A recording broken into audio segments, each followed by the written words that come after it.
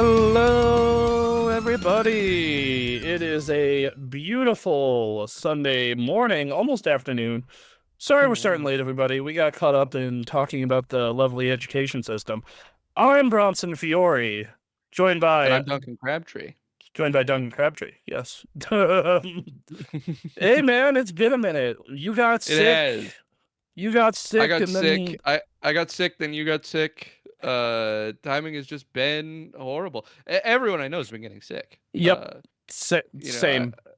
I got two friends right now. One of them just texted me this morning, so they have strep throat now. And See, he was see, sick a week earlier. See, what we need to do is we all need to get sick at the same time so we get over it. So we need to have a big group meeting and just everybody cough in each other's mouth. Right? There you go. They There went you and go. they sanitized my whole office because they were like, yeah, we've had 50% of the workforce get sick recently. I I We're just gonna clean everything. I love how the solution for a lot of offices and a lot of jobs is not, oh man, everyone's getting sick. Let's just have everyone not work at the office for a little bit. And the answer is instead sanitize everything, which never works, and everyone's still gonna get sick. Well, that was Uh, actually the solution, but word came from on high to stop letting people work from home more. it is absolutely asinine. My That is favorite the state of offices. my favorite was when I was at Microsoft, and you would get that constantly of just Mhm. like you would be hearing it all day.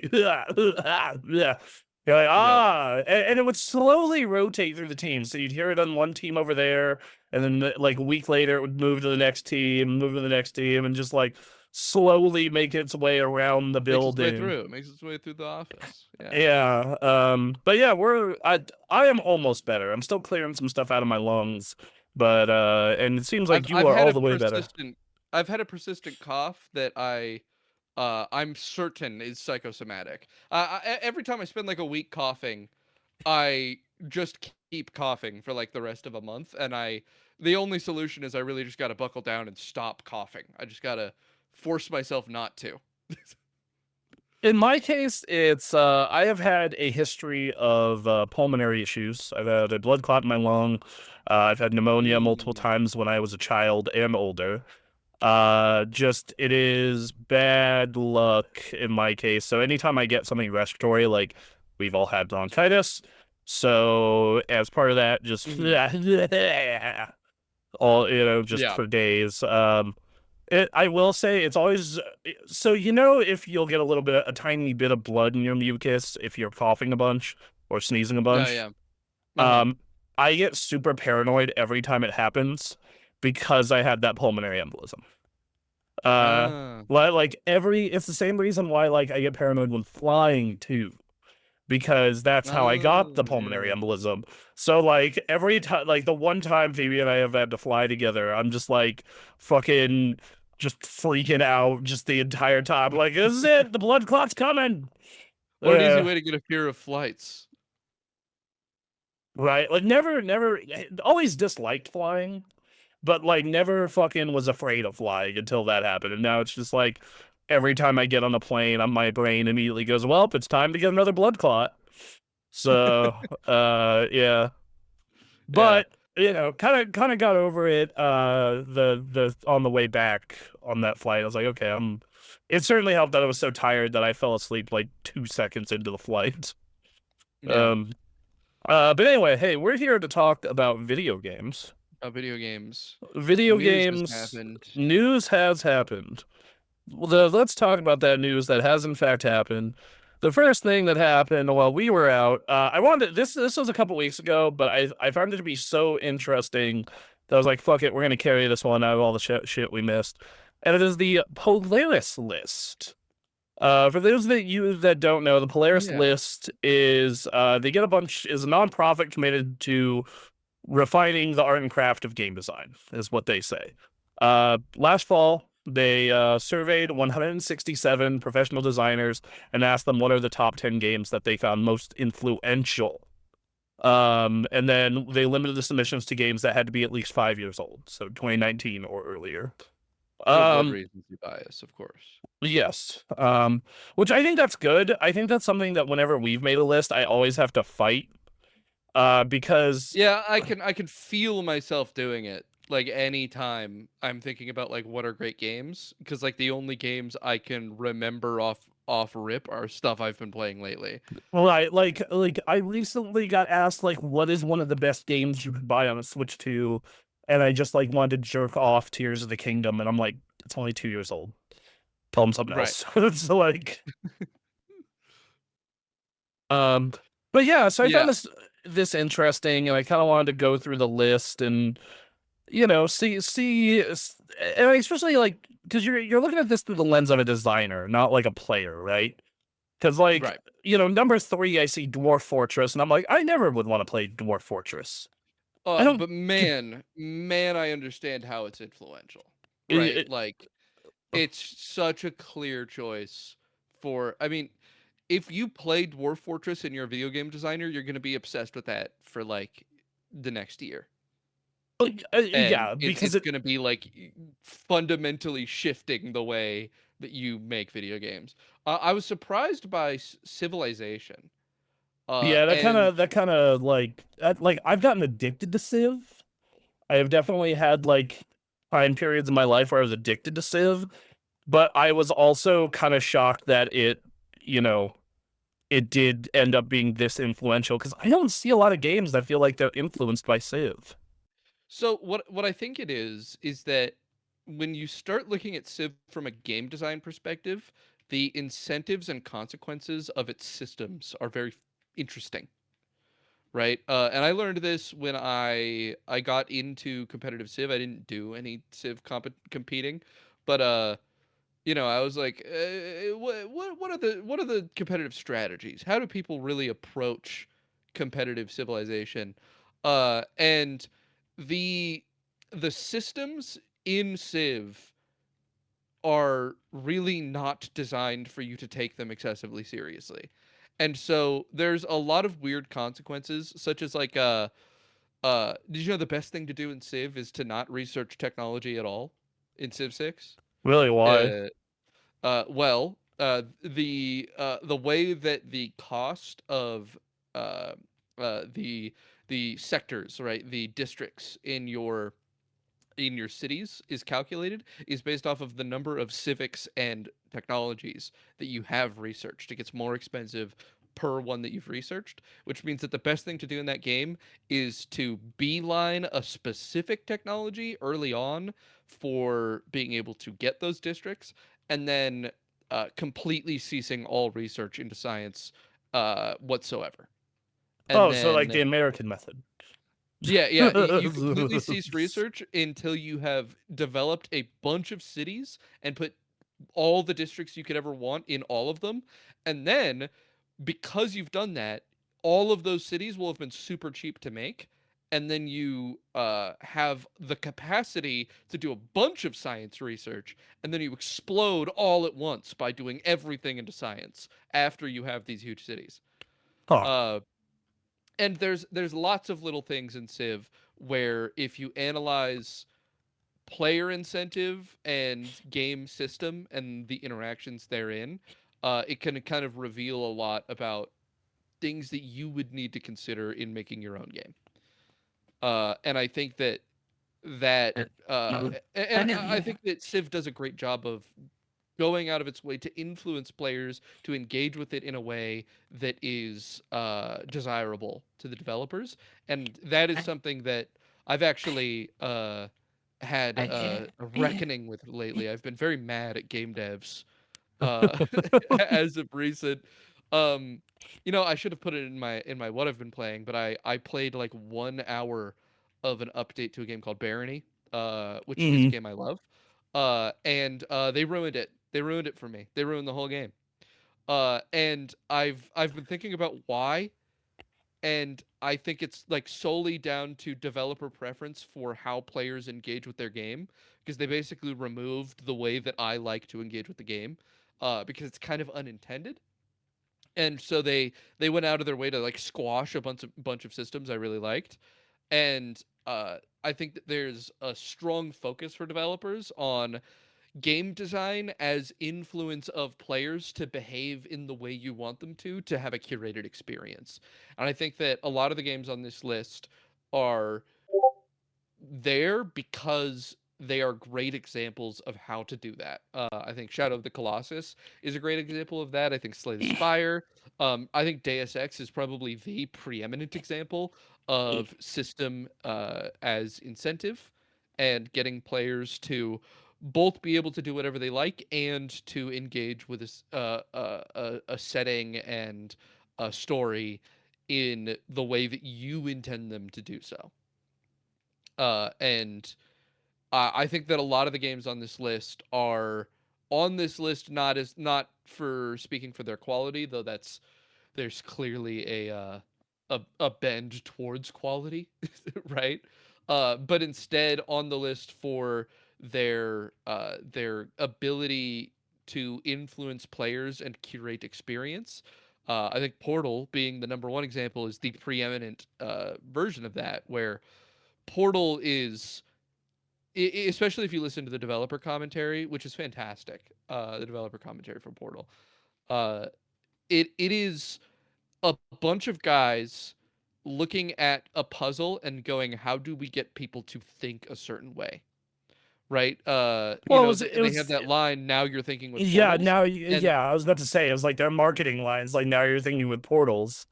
and Uh, that's and that's really indicative of the way the entire development goes, because in that developer commentary they're very clear that they're like, every single puzzle that they're making is not about making a challenge, it's about leading someone to a solution, right, and making that a satisfying experience.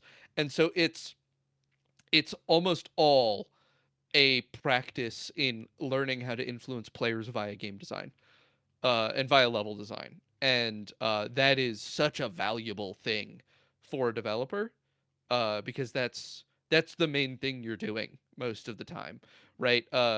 When you're making a card in Slay the Spire, you're the thing you have to think about that the devs had to think about is they had to think about, how are players going to use this card? What is it going to make them do when they have it? and uh and that is, I think, really the true core of designing a game, is that way of thinking. And I think that a lot of the failures of games come from both overthinking that and underthinking that, right? You get underthinking that interaction will often lead to you creating systems that just completely fall flat and have well, unintended consequences. I And overthinking it makes it so that you squash player freedom and being able and to interact with interesting and fun ways. well, yeah, and I think that writing that line is super important. I think that you can have a very narrow scope focused game that it like Shadow of the Colossus is about as narrow in scope as you get. You go to monster, you kill monster, you collect Right. lizards sometimes. You know, and Yep. that's kind of your day. But like they say, you know, the lessons taken from this game, how it created feelings of awe and wonder, used negative space and pacing, storytelling in space, and then scale to like create a curated experience. Um, I think Portal's number one just because it is a game I feel like almost anyone could figure out and play due to the way they Yeah, set it up I think in. it's uh a long time ago, Ego Raptor. Ego Raptor, Aaron Hansen made a video about Mega Man X that was very successful, about how Mega Man X's game design is really good, right? It does a great job of I do using its enjoy level to teach you. sequelitis. Yeah, and that episode of Sequelitis was very influential on video essays in general. And I think that it is, I think that Portal is a much better example of what he talks about, in that it is a just an incredible teacher. You can sit anyone down on Portal, even people very unfamiliar with video games, and they will get there eventually, right? And the game, it gives you all the tools, and it leads you to the water, and it makes you drink, and Well, that's a very difficult thing to do. like and I think that it's like it is a perfect teaching tool, and every part of it is just so well designed and tight and focused. You know, you can finish Mhm. Portal in 2 hours. Like it's Oh, like a 2 hour game. Like it very short is. experience. It is one of the few games that I have in a list of games that I would consider perfect. Right? Like there aren't many Yeah. games that I would call that are perfect experiences front to back, but that is definitely an experience I would consider perfect. Yeah, Um, I can't think of any criticisms I would levy towards Portal 1. Um, yes. it's a very well-made game. Portal 2 was actually one of the first games I reviewed when I was professionally reviewing video games. Oh, and, I Um, can't think of a lot wrong with Portal 2 either. I had one critique, and that on some of the bigger levels, it sometimes felt like I was trying to just find the one wall that would work. Mm, That was like the only real complaint I have, specifically in that really hardcore underground section. There were yeah. portions of the game where I was just like, oh, Jesus Christ, where the fuck is the wall that I need to portal onto? Um, Mhm. Breath of the Wild, obviously, people talk about the way elements interact with each other, and I think that game is another perfect example of player expression. Like, you can just figure out a million different solutions to a problem. Yeah. I think Tears of the Kingdom even takes that even further. Looking at some other notable ones, when you go further down the list, Half-Life at 11, another narrated, curated experience. Mhm. Mario 64. Right. um, I'll say one of the games on this list, Outer Wilds, I didn't look at all. Like, I have no idea why it's on the list because I refuse to know anything about it because I've been told that knowing anything about the game is bad for your experience of the game. I didn't know anything when I played it, and I had a really good time. I did not finish it though. That's all I will say. Um, All I know is the space stuff. all right. Yeah, and I'm looking through here as a whole, and it's like, if there is one thing that looking through this list tells me, for the most part, is like I definitely tend to enjoy Japanese design sensibilities more. It Mm, seems. Looking at the US, EU, like games here, like I'm not big on a lot of them. I like Space Invaders, I like Night in the Woods, I like Stardew Valley, Undertale. Um, I think look at like my favorite games on this list. It's like Breath of the Wild. You know, I'll say let's see. there's definitely a Western bend on this Yes, list. which to be fair, they probably asked a lot of people in the West, which Yeah, I eh, think this is mostly a polling of American devs. yeah. So it's just very interesting to look at because like if I were to think of like my top 10 games that influenced me and my taste as like a critic, I don't know. I don't think any of these would be on him. Maybe Portal. Maybe Portal. Like out of the top 10, it would maybe be Portal. Um, I've never fundamentally viewed myself as a games critic, even though that's definitely what I'm doing. uh, I haven't thought much about what games are really the ones that kind of stick in my head about it. But Portal might be up there. Portal might be up there. I think anyone who's played Portal, it might be up there for them.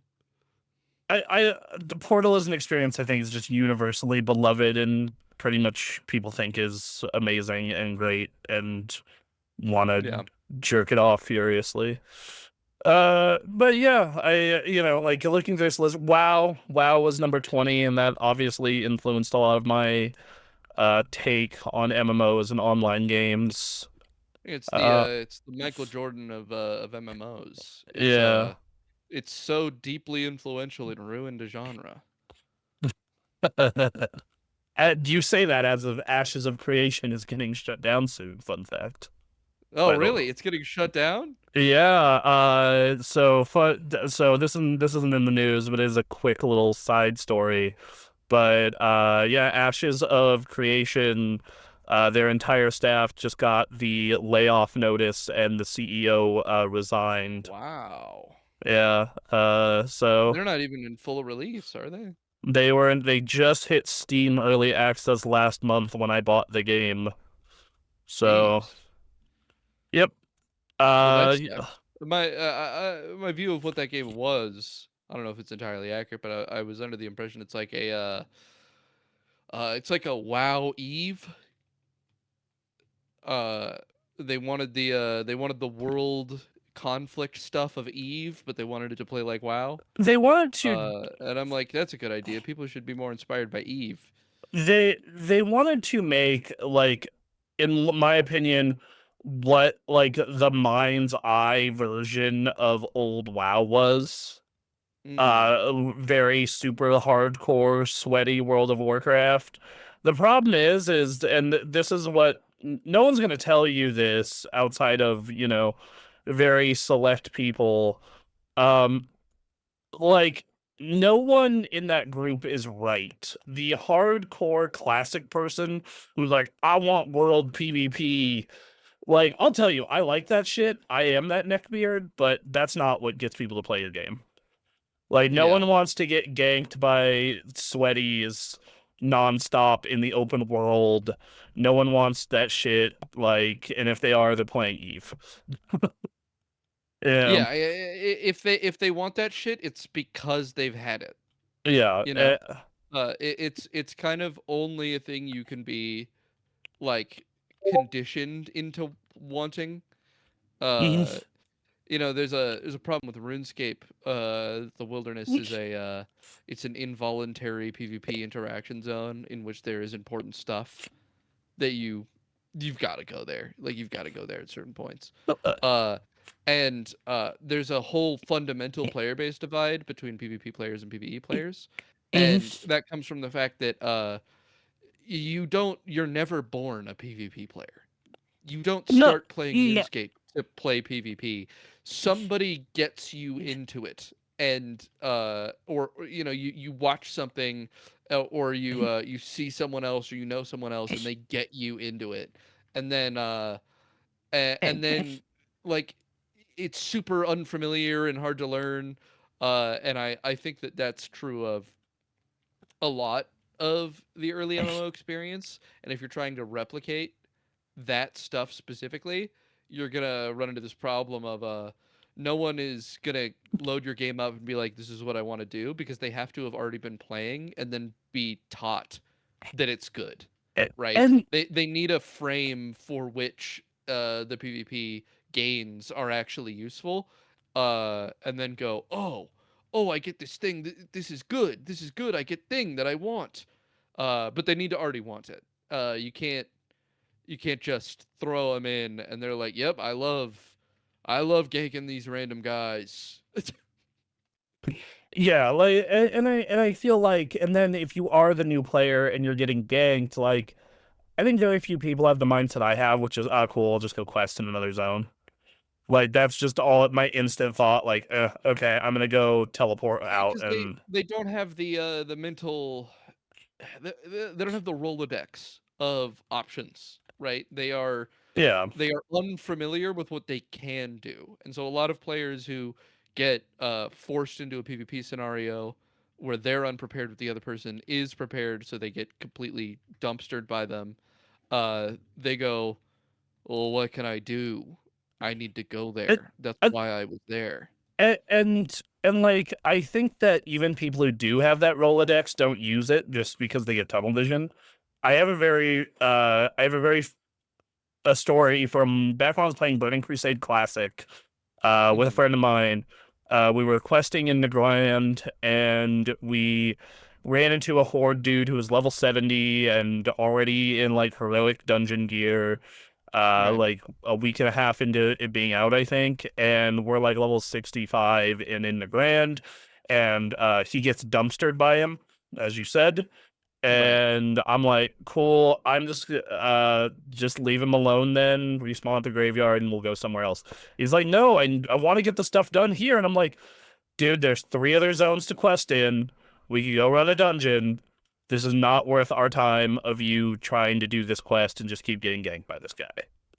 Well, and he just got super tilted, and then I was like, all right, cool, I'll see you in But I get Zangdomarsh. it, 'cause you have an idea of what you wanna do, and then somebody else comes in and removes that option for your experience, and that's really unfun to be forced to interact with.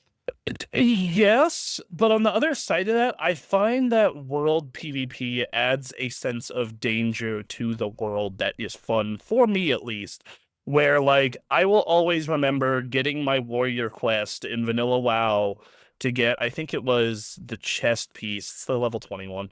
And Mhm. as an alliance player, I had to go deep, deep, deep into horde territory, and that was Yeah. fucking terrifying. It was like, it was like every single fucking road I go down, I was like, oh, is that a dude? I gotta hop in this bush. Fuck this. Could this be it? It's Yeah, yeah, it's it, you're on edge, and yeah, that's it usually the experience I think people are wanting to, uh to replicate. It's just that you run into an issue when you're forcing people to do it because, not everybody likes that experience, and, not everybody likes that experience, and not everybody and, is, capable of, like, moving past it. You and get stuck yes, and you and go, "Well, now there's a thing I wanted to do that I'm just not allowed to do. Just part of the game is, simply inaccessible to me." and on the other side of that, I also understand that some people are on those PvP servers. In WoW's case, you have PvE and PvP servers, or they did. Mhm. Now it's just turn on or off. But PvP servers where um your friends are all on the PvP server, you go to the PvP server even though you don't want to. Right. You You know, didn't have a choice. You're here because this it's is where you needed to be. yeah, like that is absolutely my friend Quinn. Like he was on a PvP server because all of us were on a PvP server. Yeah. And to be fair, in the when the recent round of Classic came out like a year ago during the 20th anniversary, he's like, you gonna come play vanilla? And I'm like, and I was like, maybe. I might pop in for a little bit. And he's like, cool, we're on this server.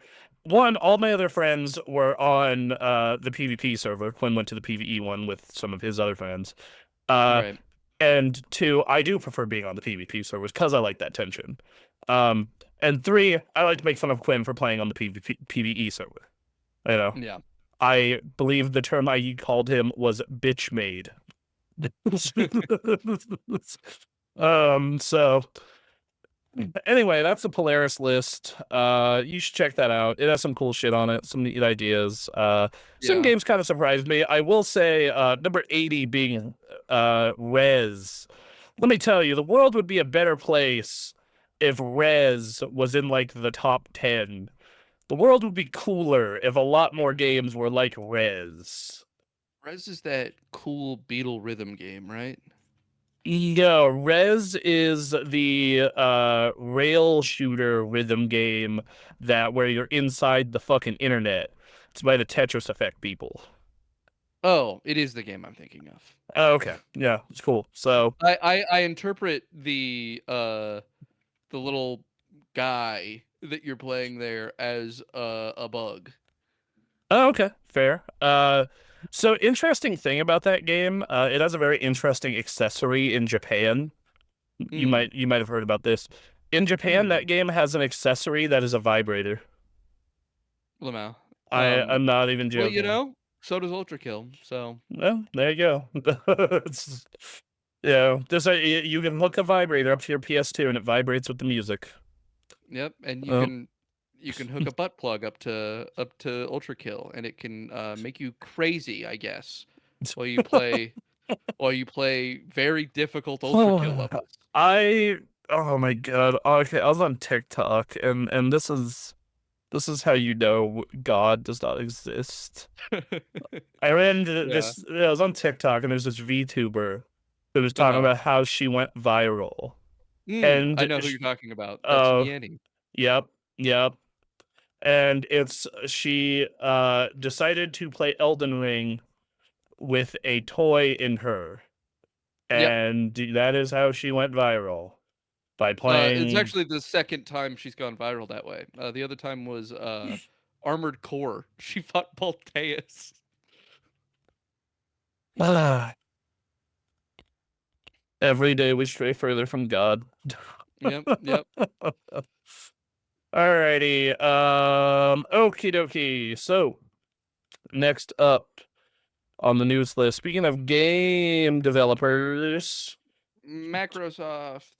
Microslop. uh, Microslop, twice as many developers surveyed by GDC say they want to make games on a PS5 or Switch 2 than on any kind of Xbox. This includes the handhelds, because the Steam Deck was at 40% of devs wanted to make something for it, versus the ROG Xbox Ally and Ally X was 9%. So it's even worse there. Yeah, so they surveyed 2,300 developers at GDC, and 80% said they were interested in making a game on PC, which that makes sense because there's Yeah. less barriers to entry. Mm-hmm. And then PlayStation 5 or 5 Pro, Steam Deck were 40, Switch 2 was 39, and then Xbox was 20. Mobile platforms was 16, Switch 1 13, tabletop 12, Linux 12, Mac 12, VR 12. I'm surprised VR is even that high. Web Very browser sad. Very 10, sad. uh Xbox One 9, Ally 7. The fact that the fucking Xbox handheld is below the almost 12, no, 13-year-old Xbox is hilarious. Yeah. And then at the very bottom, besides other, is other PC handhelds, like the Lenovo Go. That's funny. Yeah, it's funny that Steam Deck is so far ahead of ROG Ally X as well. Uh and the reported reasons for wanting to use platforms like the Steam Deck is just accessibility and reach, right? It's that your game is more visible if it is on the list of games that work with the Steam Deck. Oh yeah, like And when I'm looking at a game on Steam, one of the first things I check is deck verified, because I love playing games on my deck at night when I'm chilling on the couch with my girlfriend or just before bed in bed.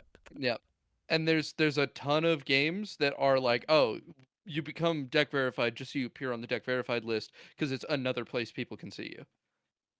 And I think that was smart on Valve, and I think it's good to have that. And No, these it's number. a great marketing tactic. It's very good for your game to have a, oh, and if you get behind our product and you make sure our product works, more people are gonna see your video game.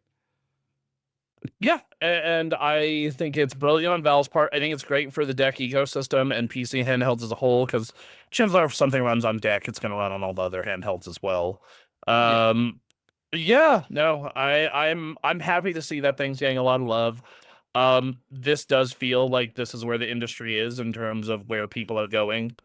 A lot of Hmm. people are going to be on a computer and then a PlayStation or a Switch, and I mean, yeah, I then think since the success of the Switch, everyone is like, ooh, this is a direction of expansion we haven't explored. This is the Switch poked a hole, and now we're releasing the pressure into the handheld market. yeah, I think where pretty much everyone besides Valve doesn't understand, though, is part of the reason why the Switch was successful is it was sub $500. Yeah, Like accessibility. Accessibility is like the name of the game with handhelds. If it's easy to get and easy to use, people are gonna use it and get it. right, And because like there is a convenience factor, there's no reason not to have a handheld aside from price, right? But right, if you can have one, great. It's just another convenient way to play games. There's no reason you would ever not want it. You're not going to turn it down if offered. That's for sure. And so it's a direction of growth, because which is something video games are obviously like deeply hungry scrambling for. for. They're Yeah, just because fucking scrambling for it. they're just like, we need to get bigger. It's the main thing they're worried Um, about all the time. and but yeah, I think if we're focusing on the PC developer end of this and the handhelds, it's like the reason why the Steam Deck is so popular and the Steam OS versions of PC handhelds, so like the Go 2 and the Go S, is because, and the Switch, if we're including just handhelds as a whole, is they function like handhelds. The reason why I bought that used Ally on Facebook Marketplace to fuck around with it and see how the other half lives. And the Windows handheld experience, and I mean Xbox full screen or Armory Crate or any part of it, it sucks ass. It's a miserable Yeah. experience. Sleep mode doesn't work right. Updates take fucking forever. The UI doesn't work the way you want it to, and like the deck is not perfect. SteamOS is not perfect. I've definitely ran into issues where like a game will crash or it'll take forever to pull my profile, but it's so less often, and most of the time it does function like a console, to where it's not a problem. Um, Yeah. so yeah, that's just a little insight into where developers are. I don't think it's going to get any better for The headline here, Microsoft. of course, being people don't like the Xbox. Yep. And I bet it's because of the One S. And I also think it has to do with the fact that they have no market. I didn't put this story in the doc because I feel like we flogged Microsoft enough over the past couple months, but Right. they apparently had 32% decline in sales on consoles, which was Jeez. bad because the previous year they also had 32%. Yeah. The It's not good num for them. the estimate is they only sold 2 million consoles last year. Damn. That is really bad. To put this in perspective, everybody, like a good year is like 10 million plus. Yeah. That's exceptionally bad. So, Yeah, I'll tell you, I didn't purchase any Microsoft consoles uh, in the last year. I haven't purchased I one in like 5 or 6 years. I bought a Series X shortly after launch, and I bought a Series S in When did the Series 2021, X launch? 2020. It was November of 2020. So it's been 6 years since I purchased since I purchased. 5. Yeah, like I bought, for Yeah. me it's been 4. But yeah, like I and like I didn't buy their handheld because it looked bad, and I bought the regular Ally X used to try it, and I got their OS loaded onto it, that Xbox full screen experience, and it is bad. It's a bad experience. It's not good, and just I think ironically here, the thing they need is another console generation. I Right? just Like from a like I don't think it's a good thing to have another console generation yet. I would prefer that there's a bit of a wait on it, but when you're talking about Xbox, I think everyone who's gonna buy an Xbox has probably bought an Xbox. Uh so they need another Xbox that you buy instead. the thing is like I feel like the blood is so bad, and now that they're just putting games out on PlayStation, like Yeah. they just announced all those games that they premiered last week. Like they showed off Fable, they showed off Forza, they showed off that new Double Fine game, are like Mhm. PlayStation day and date. And it's just like, Yeah. well, why the fuck would I ever own an Xbox then? Yeah. It at this, and they had one of the best selling games of last year because Forza Horizon 5 got ported to PlayStation. Like there's just a lot more. They could put a new tagline. They could go Xbox, the console you already have but wouldn't buy again. Yeah, that's the "This is an Xbox" campaign. That's you know where they say everything is an Xbox, and like I've been in a Microsoft purge recently. I sadly Mhm. can't get rid of Windows. I tried and I looked into it, and just too much of the shit I use is locked into it. But Yeah, um that's where they make their money. I don't use Office products at all outside of soon to be work.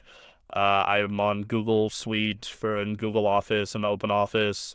I don't use OneDrive. I try to engage with their product as little as possible. I'll still play their games if they look cool, like Fable looked interesting. I Uh, still use the Microsoft Suite just because I know that being good at using the Microsoft Suite is good for my career. So, so the thing is though, I is just try to like familiarize myself with it. I so know much. most of it is transferable with the Yeah, Google Suite, I had to but do the opposite transition at my last job where they used Google Suite, and I picked it up pretty uh, quick. So it's like it's mhm. basically like button placement and like a couple of nice things, but for the most part, it's the same crap. For Yeah. like, unless you're like a giga power user, like yeah, if you're making shit in Excel VBA, sure, but the vast majority of stuff. I did choose to make my TTRPG entirely out of Google Sheets instead of Excel. Uh, See, there you go. so man, that was a stupid game. It was so fun to make. But yeah, so developers are the hold on. I actually went to the news story that I moved to. Developers are abandoning the Xbox, and hey, companies are abandoning developers. As it Yeah. seems. More than a quarter of devs surveyed by GDC were laid off in the past 2 years, and half of them don't have a new job. Yeah, so 17% said they were laid off in the past 12 months. 11 said the last 12 months before that. And then when limited just to US respondents, 33% of developers. The reasons the company gave, 43% was company restructuring, which let me translate that to you. We really, really, really overhired during COVID because we thought the COVID boom would last forever because we're short-sighted and fucking stupid. I kept Uh, putting money into the slot machine because I thought that you always get jackpots. yes. Budget cuts, once again, COVID. Market conditions, once again, COVID. Project canceled. Okay, not necessarily COVID, just bad management. Strategic, Well, also a little COVID. yeah.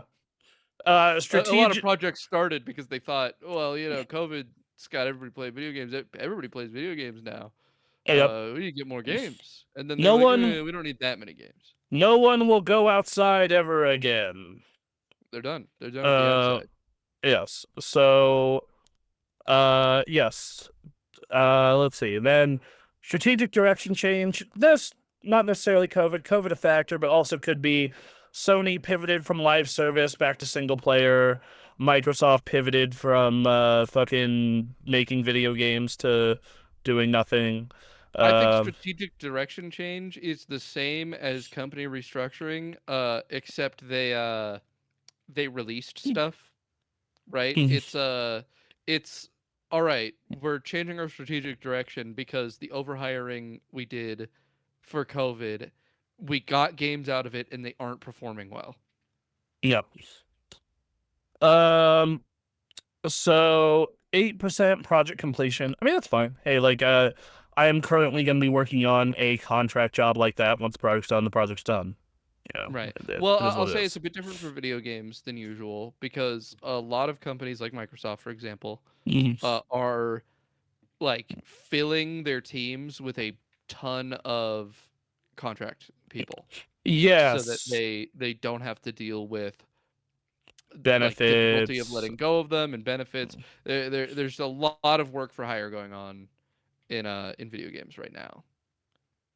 Um, Number 6, merger acquisition. So, you know, that a lot of that happened when like a lot of the people at Microsoft and or Blizzard got let go when that acquisition happened.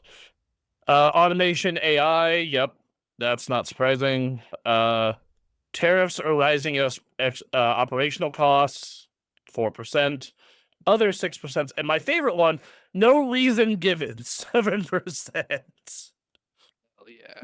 Just love that. Just show up to work one day. Sorry. I bet that 7% of respondents is 100% American respondents. Forget about it. Yeah. So, um, So some comments from developers. Leadership failed to see the COVID era boom was not permanent. Company went on an acquisition spree before being acquired. A senior programmer in India said now money is a lot tighter because the goldfish with the money wanted the returns yesterday, so they can funnel it into the current fad, generative AI.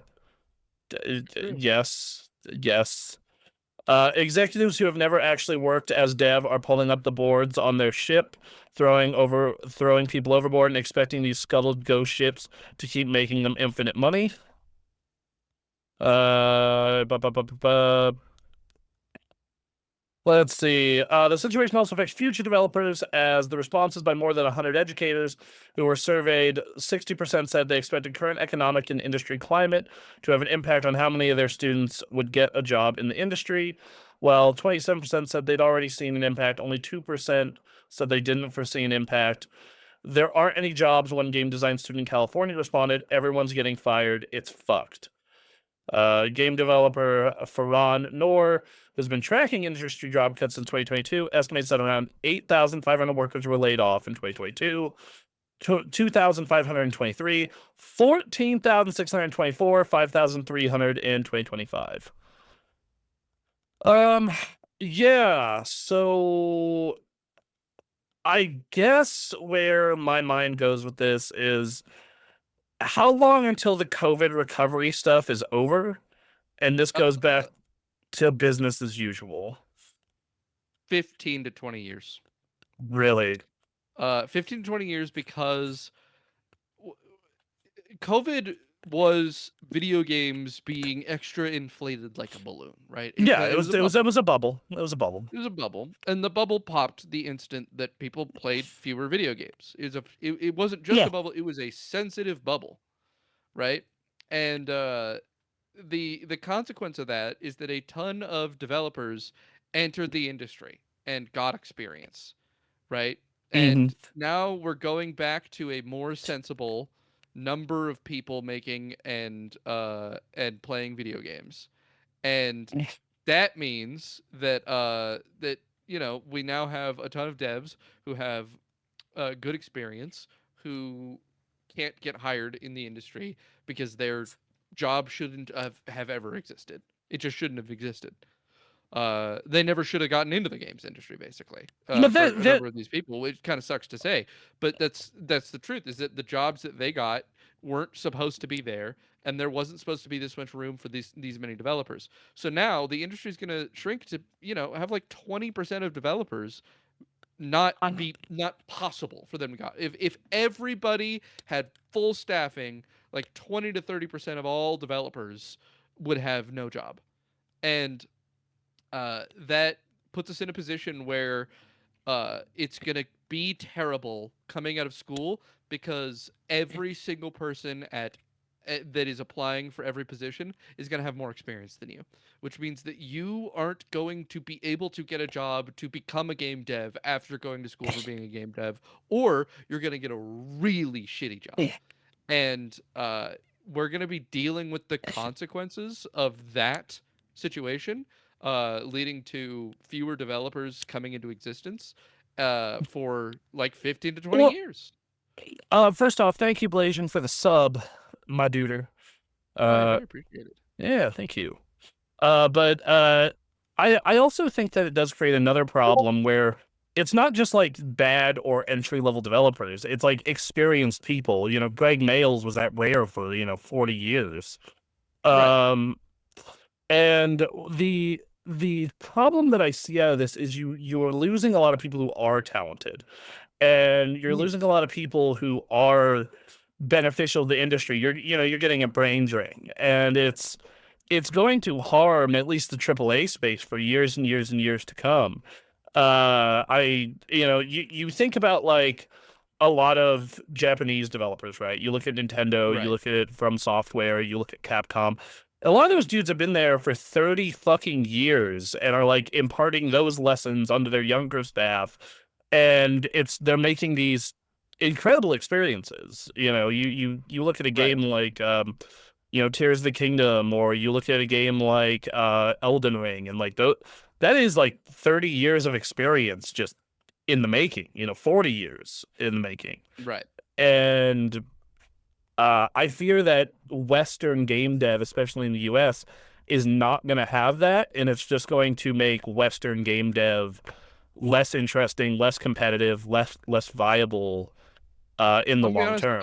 I don't know if I agree. I think that I think In the that AAA we're space, I do in the want AAA to. Yeah, space, maybe. yes. I Uh, think a lot of those devs are going to go make indie games, which will be well, for big. sure, for sure. I think that the real consequence of this is that this is the birth of the indie generation, even more so than it already has been, right? Obviously, things like Steam and stuff have kind of paved the way for people being able to just be indie devs and that being a much more viable career prospect. But in fact, there was a great video I watched a while ago that was a guy making he made an indie game and he said here's why even your shitty unsuccessful indie game can pay off your college loans. uh and he made a game that had 3,000 players, and 3,000 players at $10 a pop, that's a lot of money. You're getting 3,000 players times $7 because Steam takes their cut. Yep. And No, all of a sudden you have $21,000, and that's a really meaningful amount of money. but then you have a problem of like a million indie games come out every day. I mean, go look at the Steam new releases chart, and you're like, how much of this shit is actually good? How much of it have you actually heard of? The thing How is, much? I think that this is much more a consumer problem than it is a developer problem. It is Well, certainly a developer problem. Like I, they have to compete with all of this slop. I think that bespoke made indie games are a lot more capable of drawing in players than it would feel, on account of the fact that that they aren't slop. I think fewer games that are just that aren't like quickly made, poorly made turnaround stuff are being released than we really think are. I think that the oh, and statistics are sure, kind of being blown up, I and finally that played this game called Sectori this week. I'm not playing what mhm, you've been playing because I didn't play enough to really fully talk about it. But it's at least from what I've played so far, a brilliant dual stick shooter. I'm the only one on my friends list who's touched the damn thing or even knows about it right, probably.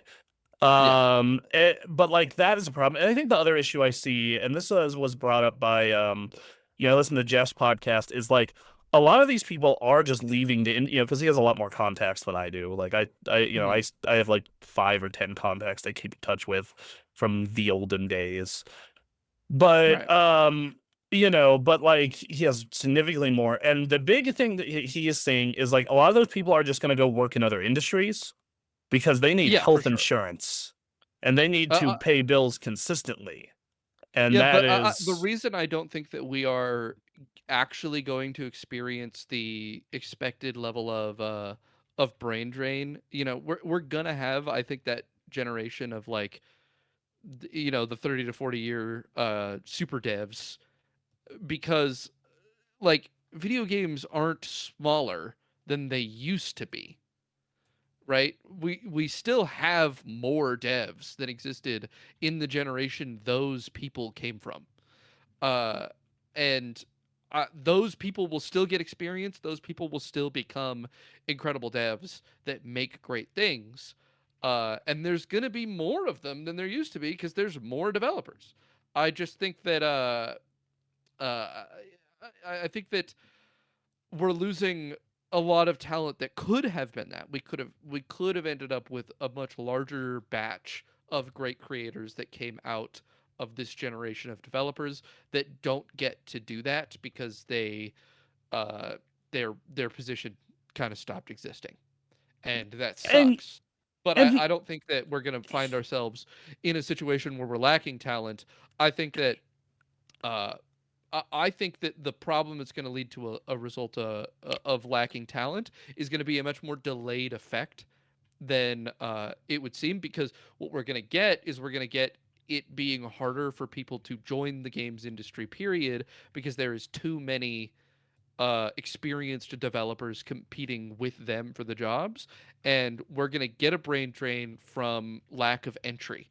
The degrees are going to become less popular, the career path is going to become less popular, and all of a sudden, you know uh like I said, like 15 years from now, there's going to be a wave of like people who should be at 30 years in their career, should be at uh should be at their 15 year, that mm, aren't, and yeah, we're going to and have this empty generation of people who never got to become game Eh, developers in the first place mhm. because every single job had people with 3 to 5 years of experience applying Well, for it. And so why would they ever hire a new developer and when the answer there's that 30 experienced developers available for the same job? in that case, it's largely because the experienced developer is going to be more expensive typically. But even then, developers But within they're the not. game, They're not more expensive because they don't have a job and they're uh, willing to take shittier pay because of shittier conditions. If yeah, they really want to be, I mean, there's obviously the passion tax is always a thing in and this that is industry. But the problem with everybody getting laid off like this is that they're all looking for that's jobs, true. and now people hiring get to lower the wages for experienced positions, and they can start going, oh, we can hire experienced people for our entry levels, and they're going to start putting 2 years required for what would have before been a full entry level, and we're gonna get a bunch of people who never got to enter the industry and they just entered normal software dev, and this will be compensated for to some extent by people who entered indie. Uh, there's going to be a lot of developers. I think AAA is going to be eventually staffed exclusively with people who built their own portfolio. It's going to be the death of the I went to college for game dev and I came out with a game dev degree and then I got a job in game dev and then and I I followed a stayed at traditional fucking path. yeah, like, and I think that also does create its own problem though, because you don't get like situations like Ferrata, right? Like I know that's another Japanese dev, but where it's just Yes. like homie worked his way through the ranks of Namco and then became the evangelist and god of Tekken. You know, Right. like, and And I think that you're only gonna see the dead Haratas 15 to 20 years from now. yeah, and I think that sucks because that That is sucks. a because I think that when you iterate on a city series for that long, you get very interesting results out of it, and you get people who know exactly what that series is and Yeah. exactly how to craft that experience in a way that feels unique but also true to the experience. It's also gonna And mean that AAA games are coming out just blander. yeah, that too. There are I'm fewer people that they can like give a shot to make something crazy. and And that's how you get those people. That's how you get the great creators is you give them a budget and you say, "All right, you're clearly good. Whatever you got in mind." And you let them do it.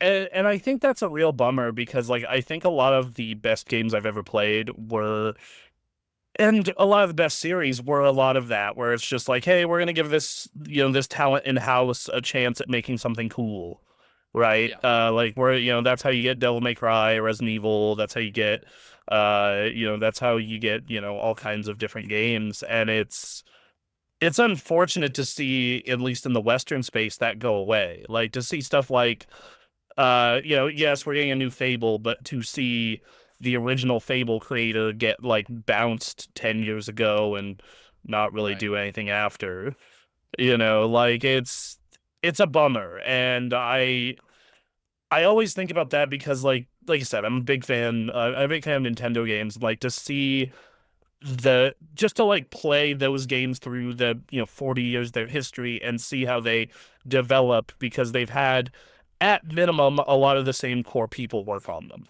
and improve Yeah. them and refine them, or even just completely overhaul them like in Breath of the Wild. And it sucks that, and yeah, that, and the blander thing is the thing that Anthony and I have discussed for 2 years now, where a lot of AAA is getting blander. It's a lot of the same Yeah. combat systems, a lot of like I'm not gonna spoil too much of what I've been playing, but I've been playing Mafia: The Old Country, the past part of the past week and a half, and it is very much like what you would expect from that kind of experience. Yeah, You I mean, know, how many fucking games have come out that just the combat is like Batman Arkham Asylum, right? Like like or like pseudo Souls likey. Like games are they're just becoming very similar. right? Like I cannot tell you how many games I have played in the past year that have had a Souls-like combat system. Okay. Like the stamina bar, the block, parry, dodge, like the like just everything. or have had, like you said, the Arkham Asylum. And occasionally they do unique or fun stuff with it. Like I thought Spider-Man did some unique, fresh stuff with the Arkham combat, and Everybody's doing their own take. Everybody's making it interesting. You know, they're talented game devs. They're making it a good game. It wouldn't be if if it was out of the box Arkham combat, right? But at the end of the day, it's not a new yeah, kind of combat. yeah, It's it's not it's maybe an interesting take, but it's you could see the roots very clearly. which And to especially in AAA, I think AAA particularly is getting like more. It's funneling down into like we can make four kinds of games.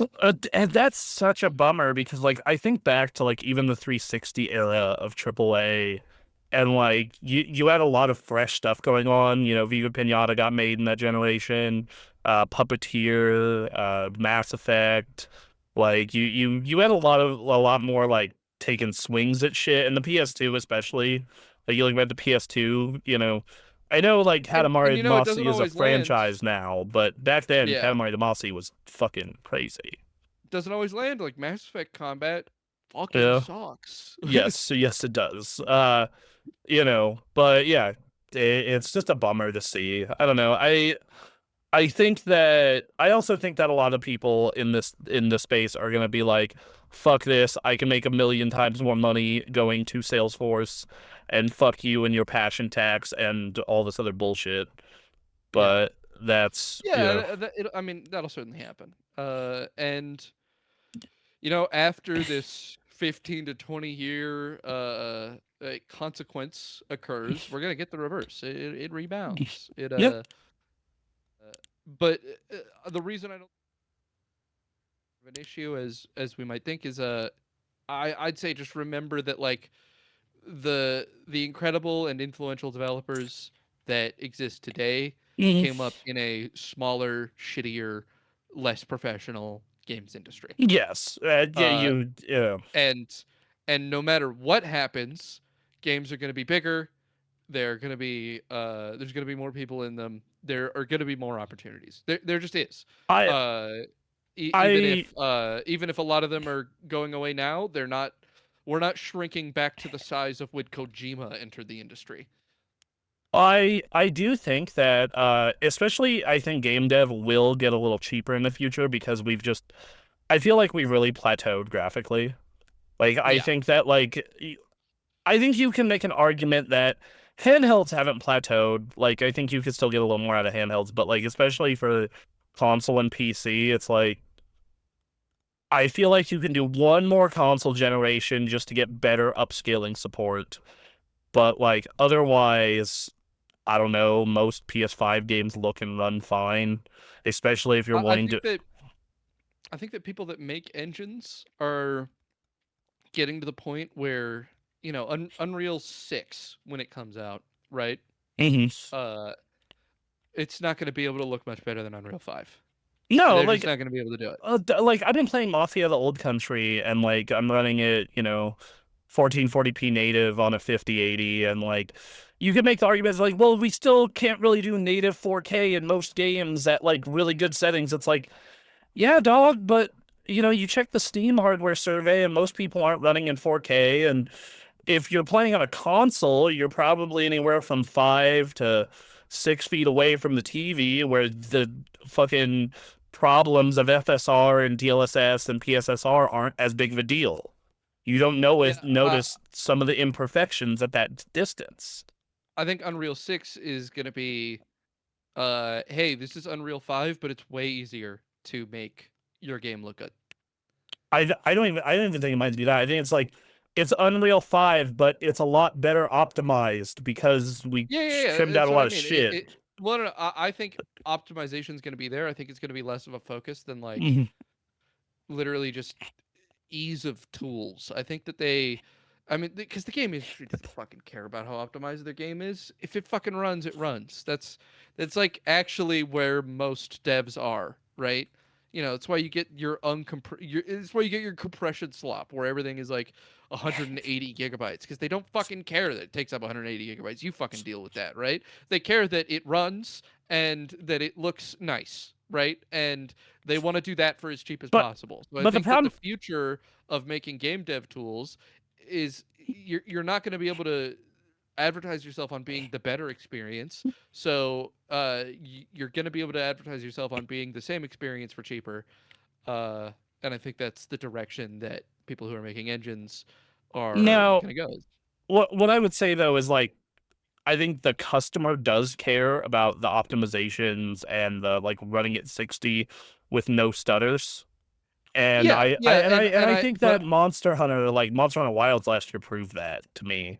And yes, but like, I think that the tools that are coming out aren't going to go. They're just going to be like, here, let's make it easier for you to do that. Let's make it cheaper for you to do that. That's what it's all going to be about.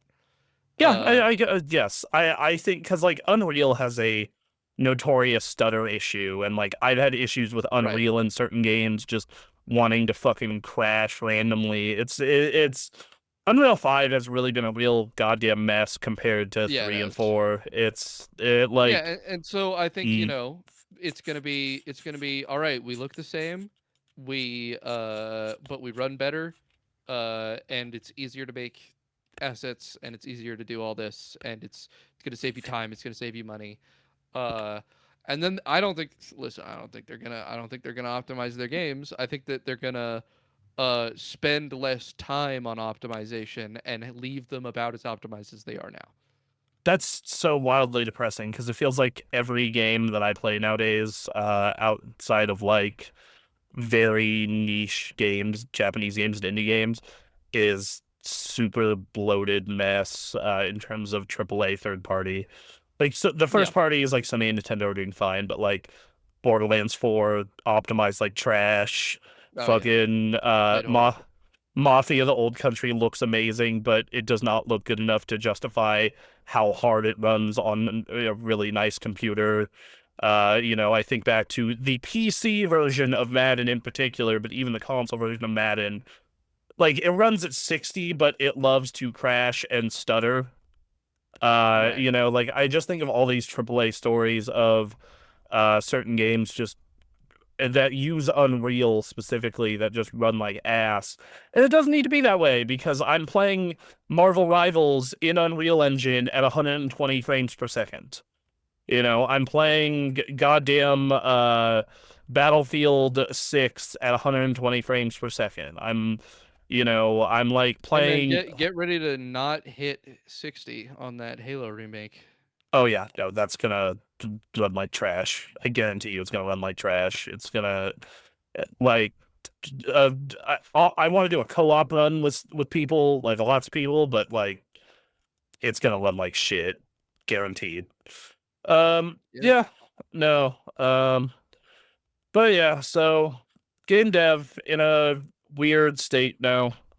Uh, that's what I would say is if you are looking to get into game dev now, I'm not gonna dissuade you from going to school for it. I am going to tell you be prepared to pivot into general software dev or art or whatever your field of game dev is in another segment of the world. You know, I think I will dissuade you. Get the degree if you think games might not work out, and then you'll have a bachelor's degree. But otherwise, Yes. go make something. Go make Yeah. something. Yeah. Like, That's clearly from everything I've heard from game devs.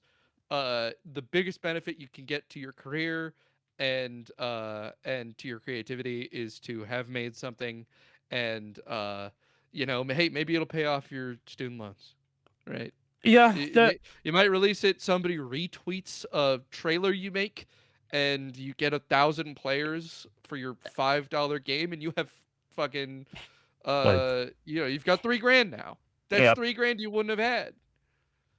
And then yeah, so I think that, and then if you're really like, I really do want to work for AAA, because some people do. Some people they want to work on a project like a Mass Effect, a Ghost of Tsushima, etc.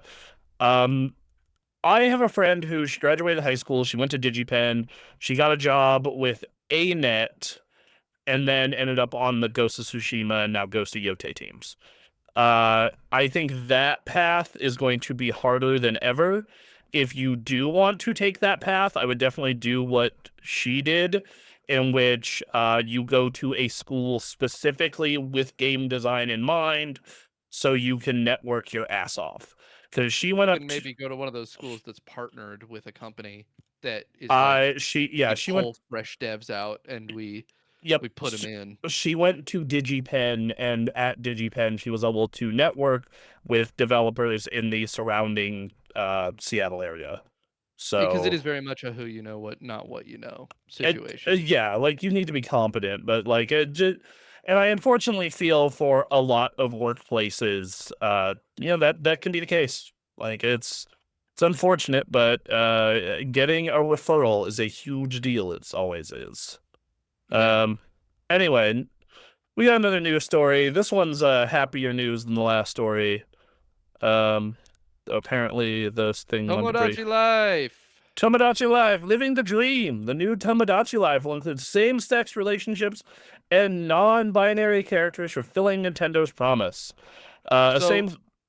Oh, this sorry. is Go ahead. actually a continuation of a controversy Nintendo had, Like a decade where ago. That game came out like a yeah, like decade a decade ago. ago, Yeah. where people want to fucking put their gay ships in Tomodachi Life. That's what they wanted to do. Everybody wanted to put their gay characters together and make them kiss in Tomodachi Life. Especially because like characters hooking up was such a big part of Tomodachi Life, so Mhm. people were really really annoyed that they were like, why can't you do that? And their statement was a huge mistake. They said, "Oh well, we didn't intend to make any political statements when making this game, so we didn't include same-sex relationships." And that made it way worse because they're like, "What do you mean? Just the existence of gay people is a political statement?" Uh, and they got in really hot water over it. And their response Oh, Nintendo is very eventually, Japanese. yeah, their response eventually, Oh Lord. uh, they later came out and apologized for that and were basically like, next time we do this, we will fix this problem. We've heard you. It's an issue. You want this. It was fucked up of us to say that. My B, the next Tomodachi Life is gonna have same-sex couples. Was basically their response. And now we're at the next Tomodachi Life, so they put him in. Yeah, good on you, Nintendo. I'm proud of you. Yep. Especially with all these fucking loser ass people going, whoa, Yep. whoa. They were inevitably gonna get it, but look, Yeah, the game's literally just worse without it. Even yeah, even if you're fucking decrying woke, um, it's just fewer options.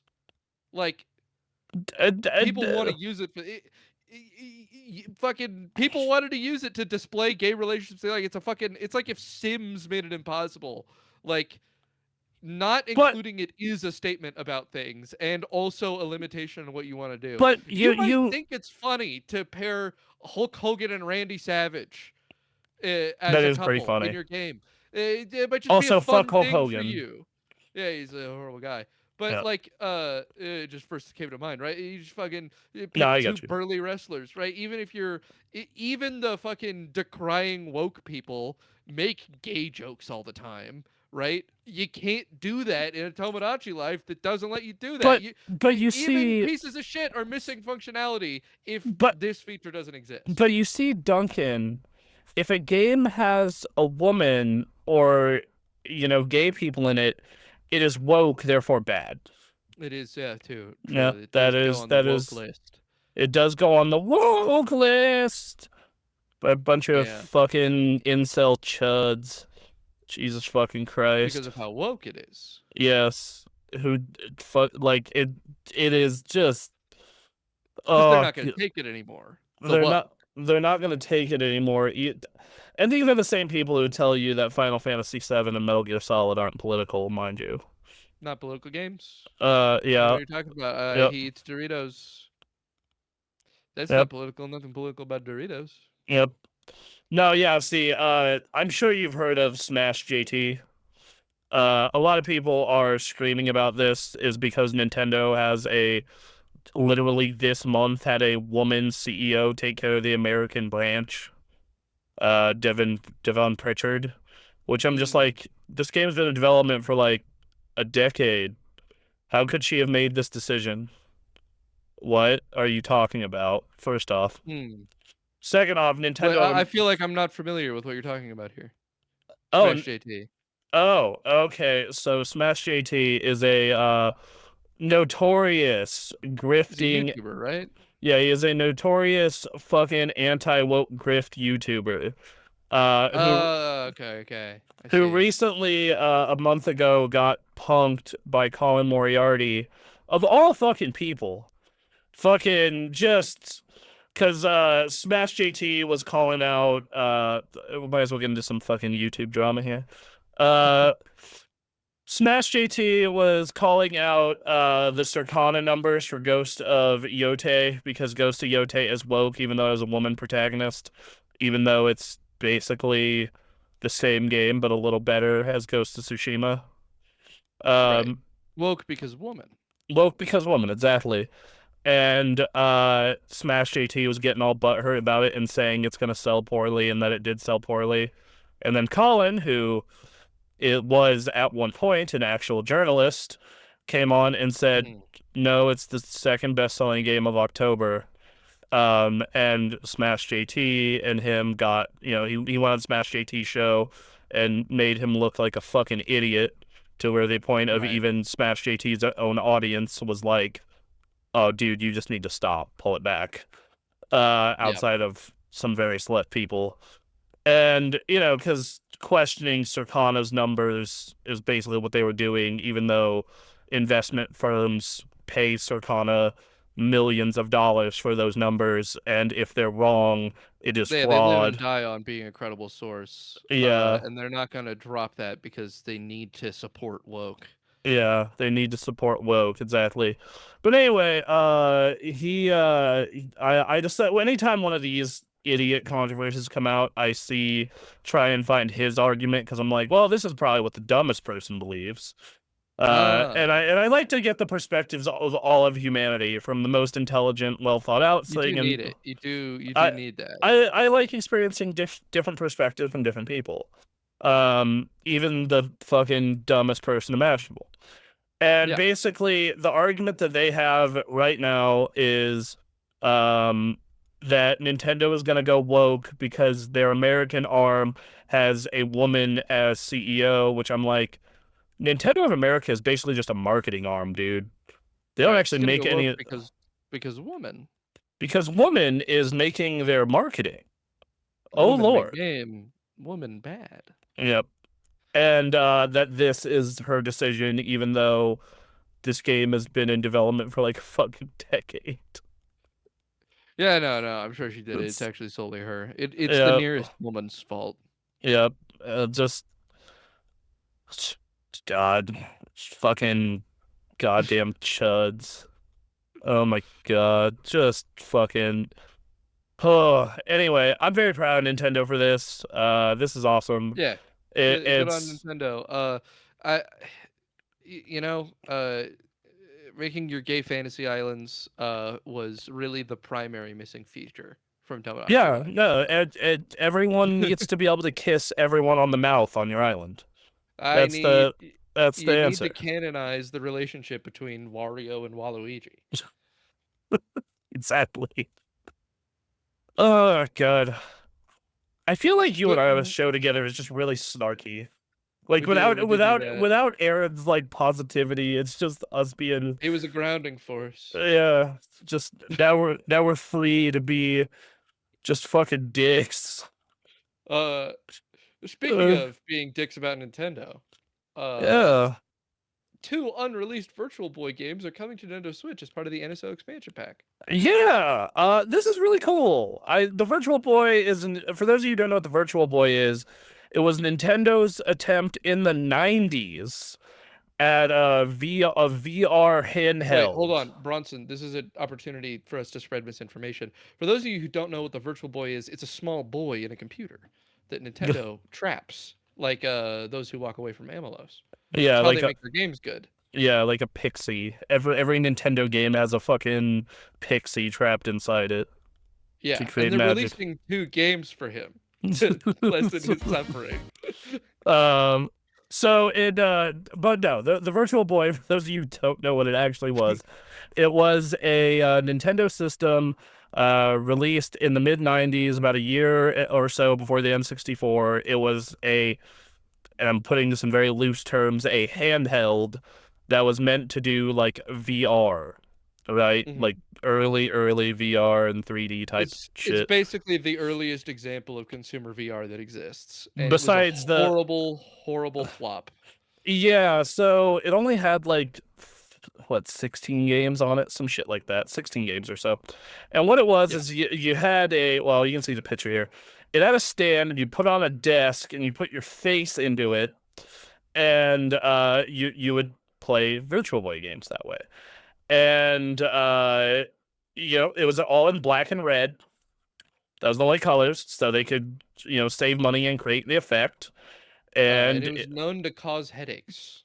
yes, for some people it would get headaches. And yeah, no, it was a notorious failure. It's a very interesting piece of video game history. And to Nintendo's credit, they are putting it on the NSO and they are releasing a pair of accessories. One is kind of like a Nintendo Labo cardboard VR thing for it, and one is a Virtual Boy replica for it. Yeah. And as part of this, next month, they are putting out two previously unreleased titles, which are going to be an F-Zero game and a Wario game. So yeah. Yeah, I mean, I like the move. I like the move in general of creating the Virtual Boy. I think it's a great preservation of game history. The Virtual Boy is a pretty significant piece of game history. It's kind of notorious for being one of the early examples of a major Nintendo flop. And uh, it's the go-to example of early bad decision making for video games. And And, and I really like that you can go back and you can look at those things and you can you're able to go consider those I those properties. I love looking at the 90s console graveyard. The Hmm. CDI, the Apple Pippin, the 3DO, the Jaguar, the 32X, the fucking the God. There was another one, I'm forgetting the name. It wasn't really a failure. It was like moderately successful in Japan. The Turbo Graphics, just and it's cool to see that stuff being preserved like this. I think it's just a nice, fun story. Hey, if you're for a sicko who really wants the full experience, you can pay $100 for a Virtual Boy that you slot your Switch into, and it recreates the experience of an actual Virtual Boy. This is for guys who are making video essays about the Virtual Boy in the modern day. That's what this is for. It's like that and like collectors and fucking people who are sick in the head. I briefly thought about it, but I'm just like, no, Yeah. absolutely not. Um, so But yeah, it's a cool little story. Nice and quick one. yeah, But it's well, really well, interesting that they're doing that. yeah, Uh, no, you know what else is going on about Nintendo? yeah. Walmart may have made an oopsie and leaked some Nintendo Switch games coming from the GameCube. Some of Yeah, those GameCube NSO games they're putting out. yeah, so Nintendo confirmed last year the other three games that were coming after the ones we already have are Pokemon Gale of Darkness, Pokemon Coliseum, and Mario Sunshine. No dates have been given on those, no word of those.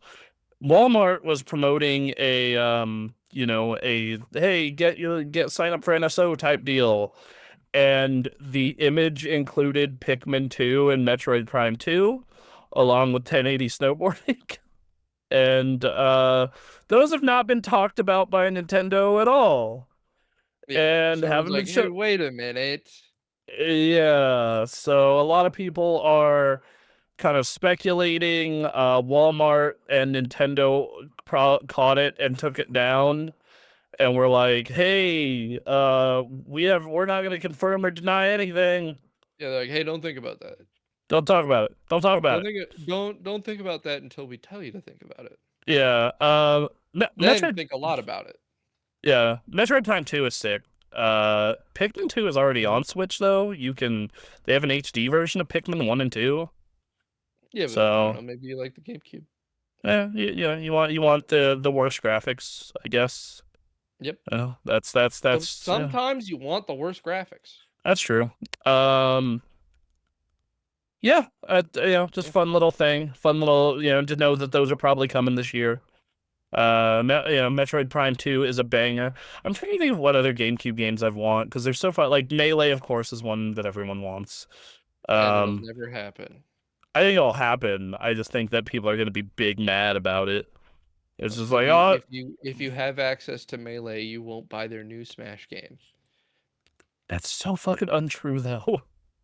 That's what they think, and that's why they won't let you have it. It's okay. Well, I don't think that's necessarily the case because a lot of people have access to a bunch of older Nintendo franchises that are older and still play the new one. Eh, But but here's the thing: they don't hate you in those games like they hate you for playing Melee. Because if you play Melee, they hate you. I think see I'm of the opposite mind of this. The Melee sickos need to get over it. Listen, yes, and All they right. hate Nintendo hates them. Nintendo would put fucking Hungry Box in the dirt if they could. Yeah. Just put him in the dirt and say, before they murder him, just say you should have played Ultimate. Yeah, I Um, mean, there's such a long history of them just randomly going, hey, Smash event, you're getting too big. I You're I getting I too big. mean, You're done. and they did that for Ultimate too, though. I think that them handicapping Smash in Oh, no, no, no. general. Yeah, yeah. They hate you if you play Smash. Oh yeah, Not well, not if you just play Melee, but they really hate you if you play Melee. I mean, I hate you if you play Melee just for probably different reasons. Right, right. And Nintendo is on. They're on level with you. They're like, yeah, yeah, Yeah, of course. They smell and they're weird. they smell. They're weird. They throw crabs at people on stage. They're grabs at people. They fucking, They there's pop off and they throw an entire chair into an audience. fucking God. It's just, it's just, I don't know what it is about the Melee crowd that is that person, but I also think like, yeah, but if you're the kind of sicko who is willing to like carry a CRT once a week to a local, you're probably Yeah. fucked in the head enough to do those kind of things. So sure. Um, yeah, okay. No, no. I think it's because Meteor Smashes look too cool and it just makes you like that. I mean, I'm the person who I think Smash Ultimate is the best Smash. So, I mean, It's the one I like the most. It's the one yeah. I've it's not the one I've played the most, but is it? I I'm did, not sure. I've played a no, lot of Melee. I played Melee the most, but that's because I was a fucking child slash teenager and didn't have like access to a ton of games. And I was also worse at games, so I'm took me forever to much do stuff. better at Ultimate than I am at Melee. So Yes, I same. think I think I've probably played Ultimate more. Ultimate is my most played Switch game, I found out, period. Nintendo did their year in review, but they also did your like entire history with Switch in review. And Ultimate is my most played game, followed by Tetris 99. I looked at Uh, that for my Steam a while back, and I was surprised that Gary's Mod is in my top 5 most played games of all time. my most played game on Steam is Final Fantasy 14. Wow, I saw you on Uh, that the other day. Someone's uh, getting, someone's s- touching again. so they put out a free like 96 hours, and Oh, I'm like, I'll give it another go. And what's probably gonna happen is I'm gonna run one dungeon and be like, this sucks, and then uninstall it. yeah, Um, you know. that's what I do. So yeah. I'm cool. I'm happy. I want Metroid Prime too. I would love for them to also do Wii games to get the whole trilogy. That'd be nice. Yeah, that'd be cool. Trying to think if there's other games. Like I'd love to see Twin Snakes, but I'm not sure if Konami will play nice. Um, let's see. I'm trying to think if there's any other ones that really stand out. Total Darkness would be great. Thousand Year Door is already on there if you want to pay for the HD one. So I don't know. All right, next news story. Sony patents adaptive controller with customizable layouts. Okay, this is patent slop. That's what this is. What define patent slop? Patent slop. Okay, patent slop is when you go, I'm never gonna make this thing, but I'm gonna make sure that if for some reason anyone wants to make it, they can't, because I'm the only one allowed to make it. I think that this could be cool for people with like disabilities. Oh, it would. It'd be great for people with disabilities, and they're Um, never gonna make it for them. yeah, I know. I could see that. I don't know. Microsoft It's made that adaptive controller. Yeah. they did, and then they promptly stopped supporting it. And there's a YouTuber that this guy who lost an arm, and he describes how frustrating the lack of support for it is. Uh, and that is a common problem with a lot of these accessibility products, where they might make it once, and then kind of just abandon support because they're like, I don't really care that much about disabled people. There's like not a lot of them. And I American think, society as a whole, really global society as a whole. yeah, Uh, I think that this is an example of them going, this could be a useful technology that people want to use, and mm, when they want to use it, they should have to pay us. mm. Yeah, Uh, I can see that. and so they're patenting it because they came up with the idea, and they're like, yeah, get a guy on that, get a guy on that, that might work out. And then they have it now. They have it now, and you can't do it. And honestly, I think it might be bad. I think it might be bad that they have this patent. Because what it might mean is that another company in the future goes, "Ooh, this would be a great way to make an accessible controller," and then they try to do it, and Sony goes, "No, no, you can't do that, and we don't intend to do it, but we know that you can't." Yeah, that's right. It reminds me of that reminds me of that company that tried to sue Nintendo, I believe it was, for the Wiimote design and lost, is what it reminds me of. And then it Yeah. reminds me of when Sony got sued for Rumble, and Sony actually lost that lawsuit. And then they had to pay a bunch of money and then just license the tech. Mm. So interesting. I hope it comes out for disability and it actually gets supported. That'd be really cool. I would love them to make this. Um, I am not hopeful because I do not trust them. that's fair. Next news story is kind of a bigger one. Did you catch any of this?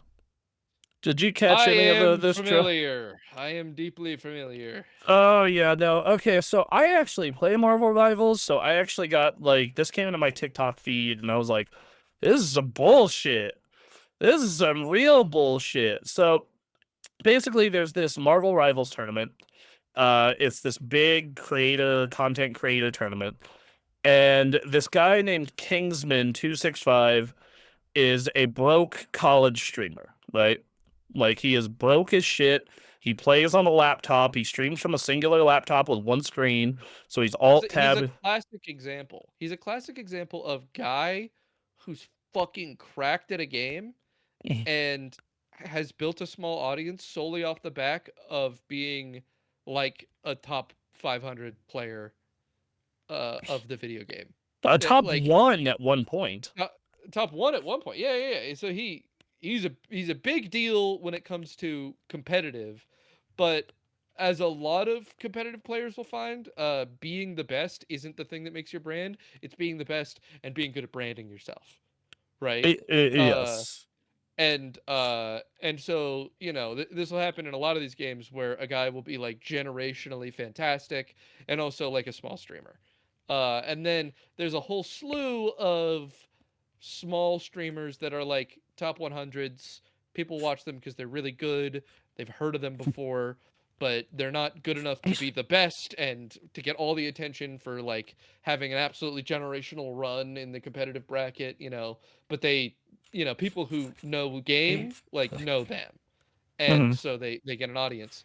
And they might and they might be pretty successful. They might hover around a couple hundred viewers, uh or a couple dozen, and he is amongst the grouping of pretty small streamers who are a big deal in Marvel Rivals specifically. Right, and he is, he's like giga broke is here, and he entered the tournament because like he needed the money. He wants the money. He wanted his share of the forty Yeah, thousand. wants to pay college tuition. Well, no, so he did not enter the tournament for that reason, Oh, and he that's an got. important part to what led to this circumstance. Mhm, He already entered the tournament, and the team that he was with and mhm, everyone else had mhm. no idea about the prize money when they were asked to join the tournament. That's what they So claimed, but then there was a bunch of stuff afterwards where they were talking about the money, is what I yes, heard so with that. eventually, this was prior to the event when the teams were formed. Mm, Nobody had known about the money. When the event was conceptualized and before it was announced publicly, and creators were approached and asked to join, they were not joining because there was a prize pool.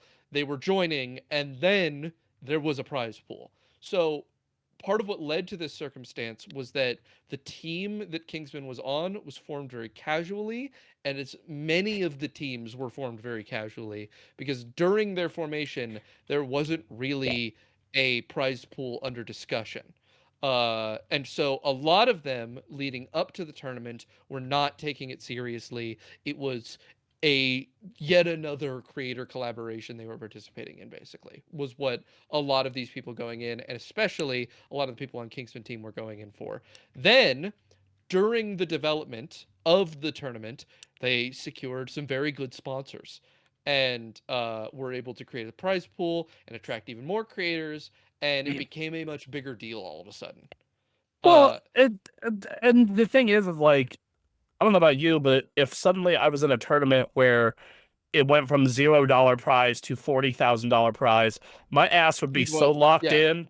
I you'd would be locked immediately in. be, I would immediately be telling people, if you are not in the to win this, get the fuck off this team, boy. Right, exactly. You would tell people, get the fuck off this team if you're not in it to win this. Except the teams have already been made. Teams have already made, they're already locked in. And so you're in this situation where you didn't give a fuck who was on your team before. And now you're locked in on this team and there's $40,000 on the line. And so Which, but someone you would think, you may not have teamed with before, you now have to. right, but like in that scenario though, you would at least hope that everybody on the team at that point is like, oh fuck, dude, that's a lot of money. Let's lock in. You would hope, Uh, but some people are bad enough that they know they're not getting it, but right? these are all top 500 players, and my understanding, Zaza was a top 500 widow. Yes. Oh, But they were kind of a gimmick player. They only play Widow. Uh and so they don't really have a lot of great competitive performance when Widow isn't good. And they are in a situation right now where Widow is not very good. mhm. And but it's evident based on a lot of statements gathered from people participating, even not on that team, that everyone was somewhat dissatisfied with the team compositions because the team compositions were not meant for serious play. Like it wasn't Yeah. composed for competitive. It is a competitive tournament for only competitive players, but the composition wasn't such, people weren't like getting to choose their team based on making a good composition and having a good synergy and being able to practice together a lot prior to the event. And very evidently, from during the event, these people did not play together much before the event at all. Uh, Yes. Oh well, and a lot of this drama happened in the like some of the drama happened in the lead up to the tournament starting too, but continue. Yeah. So, what inevitably happens is that Kingsman, a man with not much money, is it is told I could get 3 grand if I win this tournament. And he's a really fucking good player, and these people aren't bad either. It's totally within sight to win this tournament. Yeah. So he would very much like them to lock the fuck in He and get down to business. So he has turned on sweat mode, justifiably so. And in fact, the goal of having a prize pool, well, I don't know. In this case, it feels like the goal of having the prize pool was to make the event more high profile, not to get the players to take it more seriously. Because normally, if you are trying to make a tournament that is higher profile because players are really like invested, you're going to be announcing tournament prize beforehand and allowing more time for composition and training, and you're gonna make the event more serious. And they didn't seem to have done that in this case. And it's a lot of this is mistakes of the organizers, kind of led to this situation. yeah. Uh, so the event happens, and everyone else on this man's team does not fucking care. Right, and which is crazy to me. I look, dude, I don't care how rich I am. 3 grand is 3 fucking grand. Is Right, what three his grand is number. 3 grand. I think what it is that these players looked at the rosters on the other teams and they went, and I'm not beating them. And And I they decided it was over before it began, and Kingsman didn't decide that.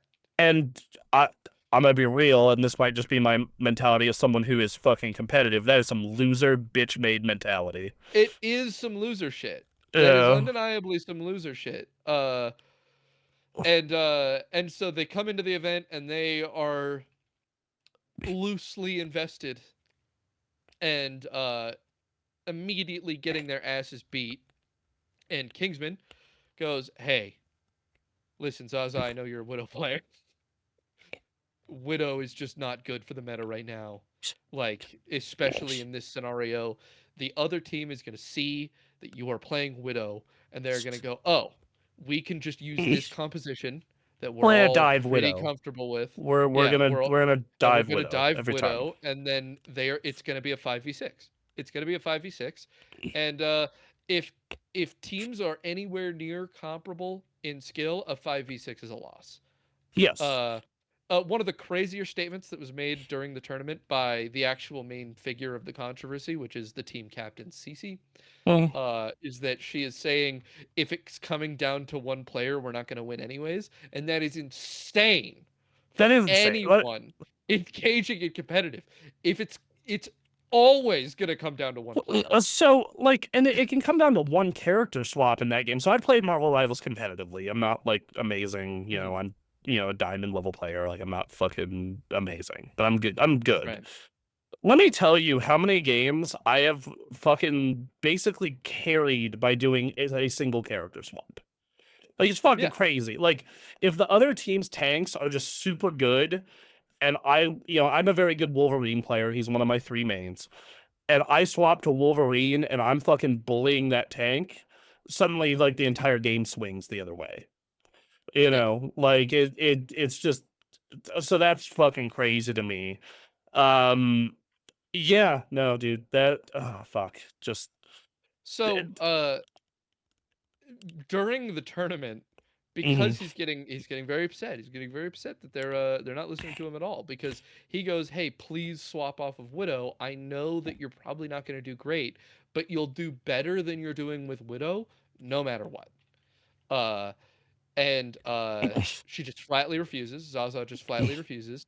And then when he explains quite vehemently what's going to happen if she doesn't swap, and she goes, "I'm still not swapping," and everybody starts yelling at him for telling her to swap. And getting just getting really upset at him for caring about the tournament.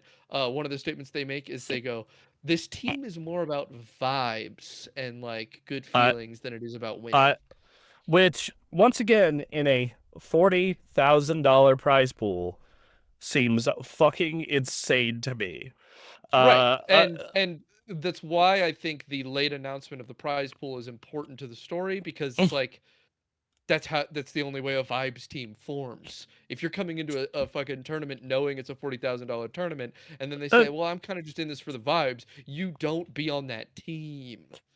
but on the other side of that, if I am on Team's vibes and suddenly there is a $40,000 prize pool, my You're telling mentality, them it's no longer like you're going, guys, we're no longer team vibes, right? we are no longer Team vibes. We are Team lock the fuck in.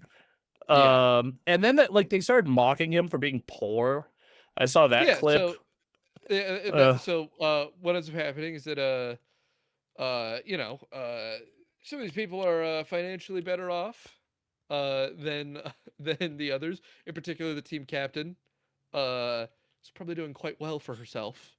Uh, and you know, she sort of starts to lead this like team bullying campaign against Kingsman, where she's like, God, he's a fucking loser for giving so much of a shit, and shut up, and you know, just being a huge asshole to him and talking shit about him to her chat while she's muted, and just being a massive asshole to this guy for him giving a shit. And like again, there is a context where I feel like if you're playing with your friends in ranked and one of them is getting tilted the way Kingsman was during this, then maybe you can go chill out. Like, dude, come on, yeah, that's a right? different thing. Like, Uh, but this guy doesn't. In that situation, you have the choice to stop playing together. This guy does not have that choice, right? right, Uh, you know, if there's a moment where like you're getting really heated in doing ranked with friends, you can just be like, hey, I'm gonna go take off for 5 minutes. and Yeah, further, he is not getting that heated, no, he right? seemed very reasonable. I watched that clip. You know, if anything, it was pleading. I have the quote Yeah, here. it is a come on guys type of upset. E- Uh and in fact, okay, I had a D&D game recently. I had a mhm, D&D game recently.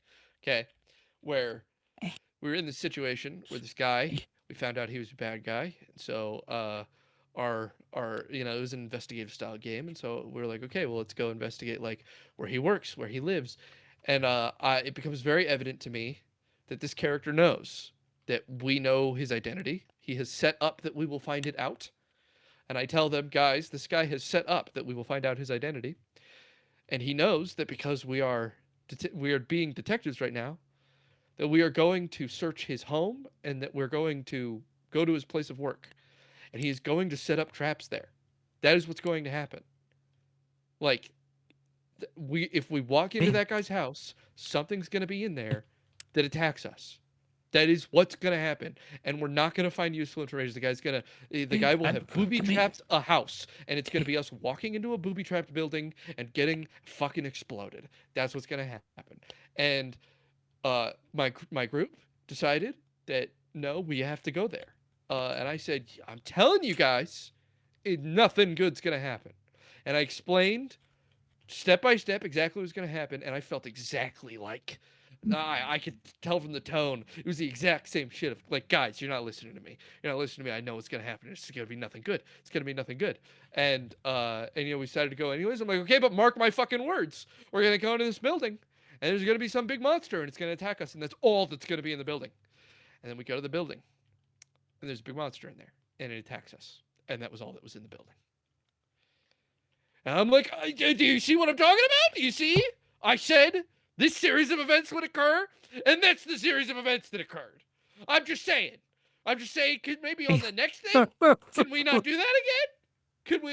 Could we not walk into the next trap that I tell you is there? so And and he's saying, guys, if we play Widow, it's gonna go badly. And then she plays Widow, and she goes 050, and he goes like 29 in like 3. yeah, And he was killing it. Like it, you and know, here's the fucking rule. All right, here's the rule. uh, When you're playing an FPS, when you're playing a competitive game, when you're playing any team competitive game, bottom frag needs to listen to top frag. All right? That's how it fucking works. If I have 30 kills and you have 2 kills and I tell you to do something different, you should fucking do it. That's how it fucking works. All right? Yeah. All right. Number beats authority in this case. All right? Bigger number, better person. That's how we do things Well, here. when this all was going on, she was like 05-0 was the stat line I Yeah. saw. So And yeah, that's what I said. It was 050. She goes yeah, 050, yeah. 5 deaths, 0 kills, 0 assists. She is not contributing, right? And they try and use this bullshit argument where they're like, no, she is contributing because like 4 people are diving her and killing her, so they're occupied. Uh, and he's like, I should not be fucking 1v6ing. We're 1v6ing. We're 1v6ing because you guys die because she's dead. And then I'm the only one alive. And And I'm and 1v6ing. and And I'm cracked, and that's why I have 29 kills right now. But like we're not gonna win that way. And oh, that specific quotes comes from the only round they ever won, right? So they are holding that they won against him when he has 29 kills, when he's just solely responsible for the victory. it's crazy. And yeah, like I was watching him play Magic, and I'm like, holy shit, this He's fucking is cracked. He's fucking insane.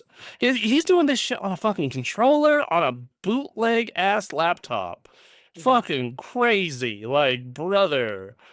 God, Anyway, so the drama continues, which once again, $40,000 on the line. That seems fucking Yeah, crazy. because it's not That just the bullying; it's that the tournament organizer evidently gets contacted by CC, right? And she yes, has denied this sense, but like literally events don't make sense. And also at one point she said it is what happened. Uh, it seems like the actual series of events is that the tournament organizers hear about the the people making fun of Kingsman and the level of upset Kingsman is getting, and mhm. they think Kingsman is the problem, right? Because they go to the team captain because team captain is their point of contact, right? That's how it works, right? If you're organizing a tournament, the people that you're talking to for any situation with any team is going to be the team captain. So they go to the team captain who's not on this dude's side, I and she is basically like, yeah, he's the fucking problem. And the tournament organizers go, do we kick this guy from the tournament if he's being that much of a problem? And she goes, yes. And he gets removed from the tournament. Uh, and so his shot at 40K and super gone. uh, Not that he had one eh, in the first place, but it's I it's just a really fucked up turn of events that they were just like, and you're done so. yeah. Uh, Once again, the part of it that upsets me the most is like making fun of the dude for being broke and calling him a loser. Like that shit pissed me off so bad. Like really, you're I mean, fucking this what? CC girl, she's just doing clear mean girl shit because Uh, it doesn't stop at the tournament, right? Because that was bad enough that she got him kicked out of the tournament. yeah. Uh, Now Zaza is minorly involved after this. There is still controversy with her after because she's kind of not willing to admit that her gameplay was a problem. Which, And so, on Twitter, she's like, well, that's actually, we actually won a round while I was playing Widow. Right? It gets yeah, community great, noted. It super. gets a massively ratioed and community noted. Going, they went 7-8, like 7 losses out of 8. Uh, it, Just, like, it was, and she played Widow the whole time. So like 7-8 does not help your fucking argument. Uh, but the real like controversy comes from CC, who yeah. uh not satisfied just to get the guy kicked out of the tournament, immediately starts shit talking him in her Discord.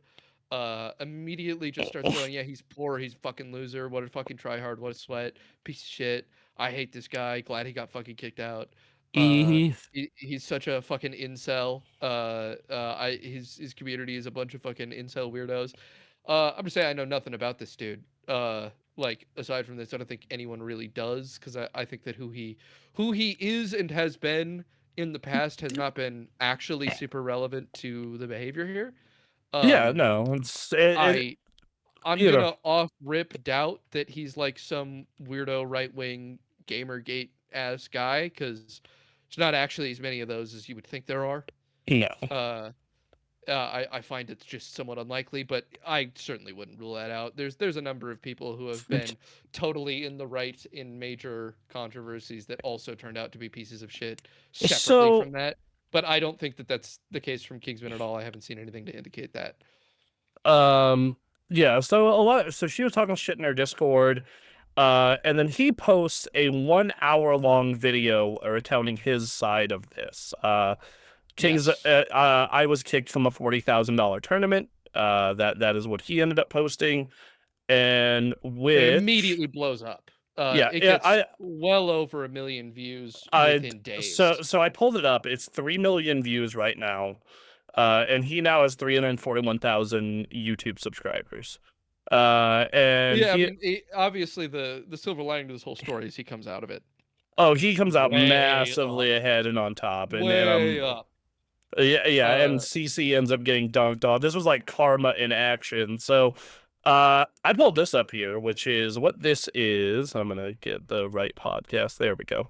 Is CC kept making drama about it though after he posted the video. yeah, because Um, her instant reaction is what a fucking asshole, right? yeah, not Uh, maybe I did something wrong here. Not what a fucking asshole. Uh, and she hits him right away with the "you took me out of context." You're drama farm slopping me. None of this went how you said it went. Even though it's all on fucking And stream. he just posted the VOD. He didn't even post the Yeah, VOD. He posted the fucking VOD. What are you yeah. talking about? Um, Everyone has it very clear. The events are not ambiguous. Uh, like, she's on stream later going, and I'm gonna be real, I okayed getting him kicked out of the tournament. I do believe that as she says it, uh, fucking, the tournament organizer probably did propose at like was the first to propose like, do we have to kick this guy out? But clearly it's because she fucking told him that he was being a raving lunatic. also, apparently, one of the tournament organizers is Zaza's boyfriend, or is related to Zaza in some way. So that I in have heard itself, this. yeah. So, the thing that I have here, is the Kingsman post this, the conversation between her and him on Discord after the video got posted, and people started just swarming her Discord, giving her Mhm. torrents of shit. Um, which I don't support harassing people, but if you didn't think this would lead to harassment, you're a fucking idiot. Yeah. Like it's been like, especially in the current climate of the world, like just giving someone shit for being broke and wanting to win $3,000 in a tournament, like, Mhm. bro, get fucked. Anyway, bro, please do something. These fucking NPCs in my Discord server, TikTok chat, Instagram, and comment streams. It's like, first off, good job calling people are upset at you NPCs. It doesn't help your case. Yeah. Um, I told them not to harass anyone like 40 times in my vid. If you have Twitch names, I can ban them. Uh, and then, uh, and then CC says, "Holy, And he really is at the limit of what he can do. He yeah, he like went out of his way to be like, "Hey he, guys, don't do this." The issue is that a lot of the people who are engaging with the controversy now aren't engaging from it from watching his video. They're engaging from it from watching the videos of other creators, because there was a knock-on effect where his video got popular. Oh, dude, What it got was my much entire TikTok feed on like Yeah, Thursday night. Like, what got much more popular than his video was other people talking about his video. And yes. those people didn't bother to include him going, "Don't fucking harass anybody." And a lot of people were kind of making their videos to get her harassed. Like, let's be real. A lot of people were like, "Yeah, let's get this lady harassed. I hate this woman." Uh, Uh, Unfortunately, a lot of misogyny is definitely mixed in with this scenario, oh yes, which sucks. you Because can. I think that's one of the saddest parts of the current world we live in is you can't have a legitimate conversation about anything because some dickhead is going to come in and piggyback off of it for their shitty cause. yeah, Um, because if I can see, she's a really pretty lady that has evidently made her career based off of that and playing a lot of Marvel Rivals. Uh, so and people fucking hate women. So there's a lot of the reaction to this is people being really misogynistic, uh which sucks, yeah. because she is just in the wrong. Like she there's not like a defendable scenario for her here, because So, she was being a massive asshole. yeah, so uh I'm gonna keep reading the chat logs here. mhm. Uh, holy fuck, they think. So he says the ban him thing. Holy fuck, they think I'm responsible for banning you, and all I said was okay, I agree, Basm. He was gonna boot you anyways, no matter what I did. I would. Well, that might not be the case if you said no. I don't think Almost we certainly should. not true. I wish you asked for clarification where you post this godforsaken video. Instead, I'm here fighting panic attacks. Look, if you're getting panic attacks about people blowing up your social media, you probably shouldn't be in this line of work. Uh, I could see it. It's really this is a level of harassment and attention yeah, that is it's like you're unfathomable, even for existing large creators, right? The only other people who have experienced a level of like immediate hatred and engagement like this are like super major creators like a Pokimane. right, Uh, and I think that the mindset you have to have if you do something this fucking stupid is give a legitimate apology and then just turn your fucking phone off for a month. Yeah, so Um, and in fact, she then tries to give an apology at written by after this, ChatGPT. written by ChatGPT, But and then sorry, go ahead. I want to finish reading this fucking thing because it's a hell of an interaction. Instead, I'm here fighting panic attacks and mass banning people on X different platforms. Make another post, delete the video if you really care. And then, hello? Do you have any response? Just like you want 40K, I want some peace of mind for the next time I go live. I'm like, uh, man, I would be so tilted after that. Like, I would be just like, that's Because cool. she's still being a dick about it. Yeah, Like she's still on the poor shaming and on the fucking on like treating him like he's the asshole and like he's at fault. Like she is still on Kingsman was a dick and this is an extension of him being a dick during the tournament. yeah, exactly. So his response, I'm not deleting the video. It's legit just the VOD, but you've already told my viewers, I've already told my viewers a trillion times not to harass anyone. I'll keep saying that to start my streams and banning whoever I see. Why not? You took my clip out of context before even asking from me for clarification. You can re-upload the VOD again. No, he did re-upload the VOD. It's there. The Yeah. VOD is staying up, dude. I'm not taking it down. Nothing is out of context. It's just the 16th and then the draft from a viewer's perspective. You insinuate I was the one who got you banned. You put a a random Discord message from someone else saying I was sus for going into a one-on-one call with Basm. You said in the same vid, I have a boss call with Basm. In the same vid, you say I greenlit it. I'm not here to argue, which true. And then, so she says, "Oh, so are you come that I'm no, I'm. Oh, I'm sorry. Are you uncomfortable that I'm not taking no for an answer, brother? Dude, just dig in that grave. Like, just, or the fact that the only thing you said to the team was about money, which objectively not true. He talked about team comp multiple times. He talked about, oh, also, once again, in what world do you live in where fucking $3,000 is not a lot of money to win? In her world.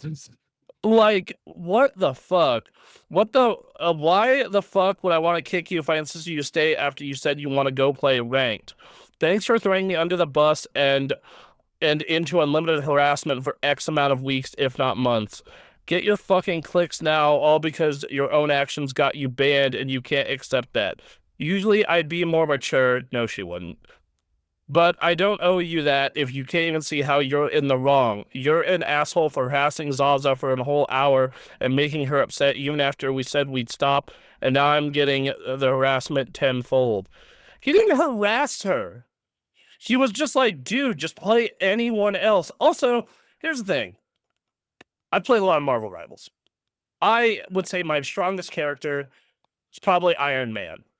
I am a fantastic Iron Man player.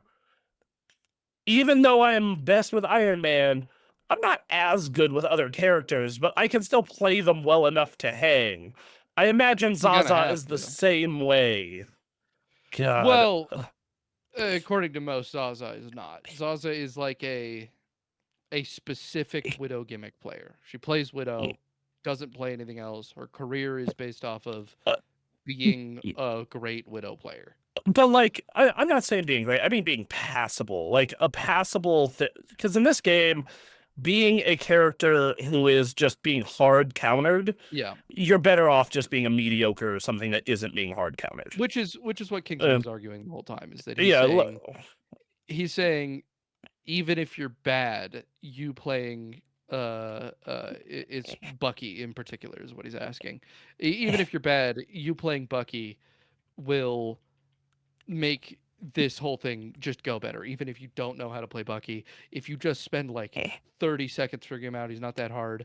And I mean, I'm not sure what it is because he's right. He's just correct. Even if look, like any amount of doing anything about it would have been more helpful look, than continuing to play Widow. And like that's just a fact. And I think they were just I don't know, they're just attached to playing their character. Maybe they wanted to appear better than they would appear while playing Bucky. It's really unclear. Uh, I think it eventually just came down to I said no once, and I'm not gonna say yes now that I've said no. I'm not gonna, like they were just being obstinate. all right. Well, anyway, he responds to that statement with, sorry to hear that.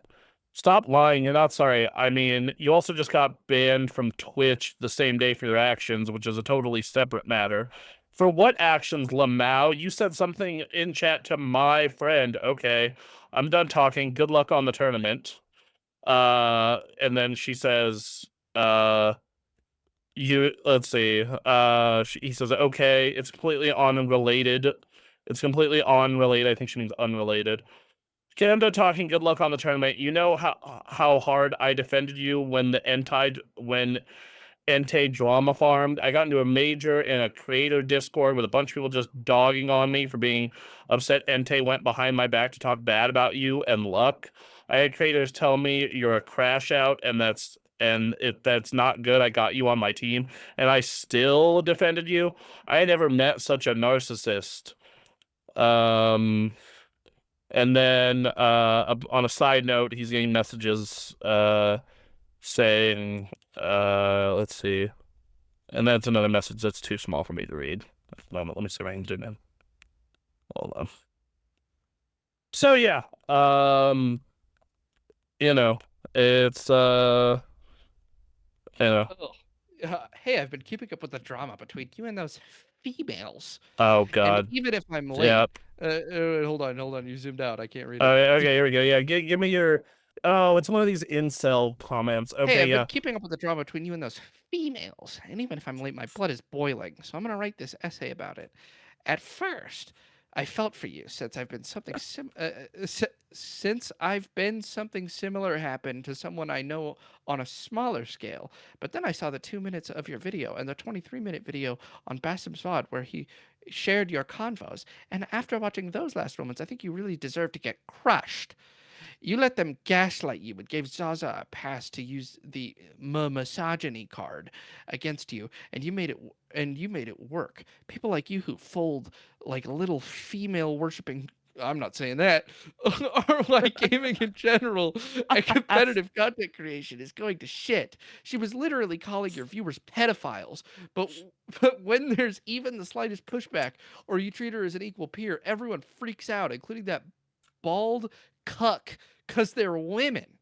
In the end, you provided to be a little bitch who cares more about not being perceived as a misogynist, even though you never showed any signs of it, than standing up for yourself. You're a fucking disgrace to any self-respecting human. And I hope I'm not saying that either. Life grapes you. Grapes you by the very women you claim not to hate, unless, of course, you change your ways. All right. Fucking real unhinged people out there, everybody.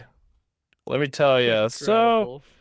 Uh, so, this caused a whole shit ton of drama afterwards.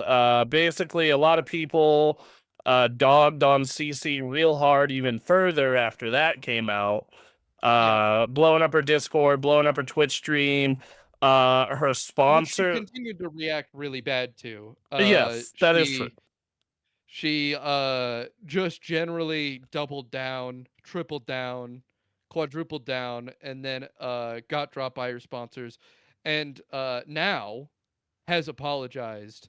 But importantly, those messages came out after the apology as a response to the apology because she says untrue things in the apology. And And the apology sounds like it's written by an AI, mind you. yeah, Like if you go watch that, it sounds like it's written by an AI. Yeah, she talks about it like she's made good with him and all this, and it's just not true. yeah. If you go on his stream, his general attitude towards her is like, yeah, whatever. Yeah. Uh, but she releases an apology and is very disingenuous with the degree to which she has been kind to Kingsman about everything after the fact. Mm-hmm. Uh, which then Kingsman releases these screenshots in response, being like, "What are you talking about? That's just not true." And it's just generally been a cycle of people coming after her now, which Which I want to say to our it's what meager happens, I guess. audience of like anywhere from 1,000 to 2,000 people, don't go message her, please. I mean, Don't go yeah. talk to her. I know our audience is like 1/1000th fucking any of these, but please leave her be. I mean, the harassment is an evidently unfortunate uh, outcome of this whole thing. Uh, uh, Another unfortunate outcome of this whole thing is the negative effect upon Marvel Rivals tournaments.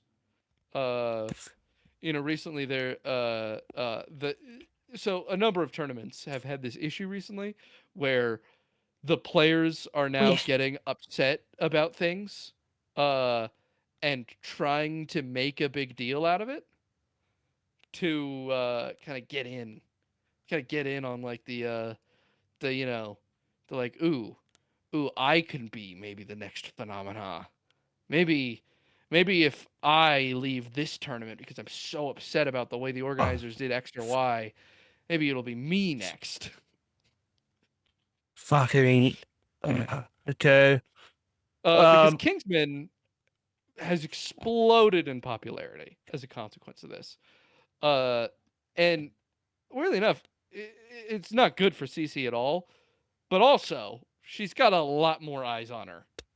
yeah. So a couple of things to add to this is that like post this. He returns to Twitch, gets way more than that 3,000. He even said, "This is ridiculous. You have to stop. I already made more than the 3,000 I would have won in the first place. Please stop giving me money." Yeah. um. So, yeah. An NBA team mocked the drama. Yep. By the way, that was fun. Um. Yeah. God. I don't think that. But anyway, continue. Sorry. But yeah, I saw clips of a VTuber Dokibird who's known for her Marvel Rivals content because she is a she's a very good Marvel Rivals player. Mm. And you know, she was talking about how a tournament she is in got put on a very long pause because the team refused to participate because they were trying to make a big deal out of a situation. Because making a big deal out of a situation at a Marvel Rivals tournament worked out really well for some people recently. It's just a bunch of fucking. It just. God. Monkey see, monkey do. Monkey see, monkey do. God. Hey, look, if monkey do, and there's a chance of getting like what $40,000, Yeah, monkey might do. fair. Fair. Anyway, CC got dropped by a bunch of sponsors, and they went, and funnily enough, some of them offered to sponsor Kingsman. Yeah. The spat continued for a bit, and then he blows up on Twitch. He's over 110,000 followers, more than 10,000 subs. So, let's see. Let's say he's getting the normal rate of 50%. He is, so 250 times 10,000. Oh, he made 25 grand this month. Plus Yeah, the donation money. So that'll probably last another month. So he'll have made more than the tournament pot he easily. Not to mention the long-term positive effects on his career. Um you know, he seems to be a pretty good guy. yeah, he's in. And so he's probably going to retain a lot of those supporters. Yeah, good on him if he's actually a decent dude and everything. Like, hell yeah. Last thing that I thought was kind of nice. NetEase sent him a bunch of endgame credits to purchase Magic skins. In the wake of everything because he was using the default skin because he was broke. Lamau. Lamau. Good, yay, that's nice. So that was a bunch of drama, everybody. Also, I love that the FGC and multiple other competitive communities memeing on this shit. I've been loving Yeah. the FGC memes where it's just like Marvel Rival players just playing for the vibes, and then they show like a drag out fight Oh from an yeah. anime. They show a fucking Dragon Ball Z fight and it's like two FGC players playing for a Chipotle $5 gift card. Yes, exactly. Honestly, one of my favorite stories out of Evo was this guy was there.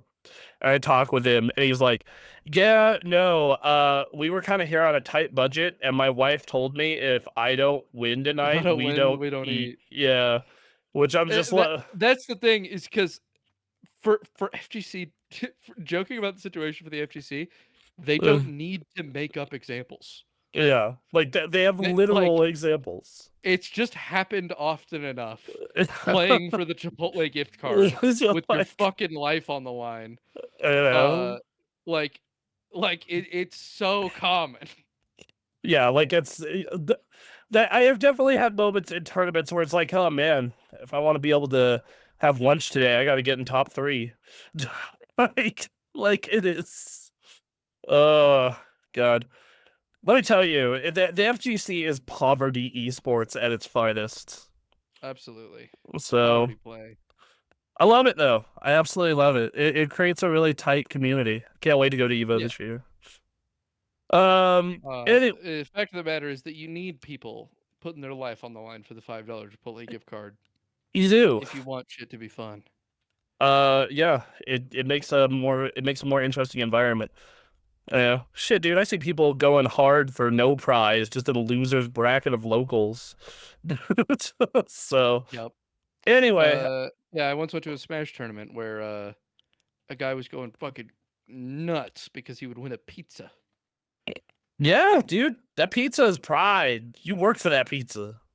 Yeah. I don't know. Anyway, our last news story. I'm gonna cut us one news story short. Our last one is indie dev who turned to social media to lengthen their game's credits ended up taking 300 hours to add 60,000 names.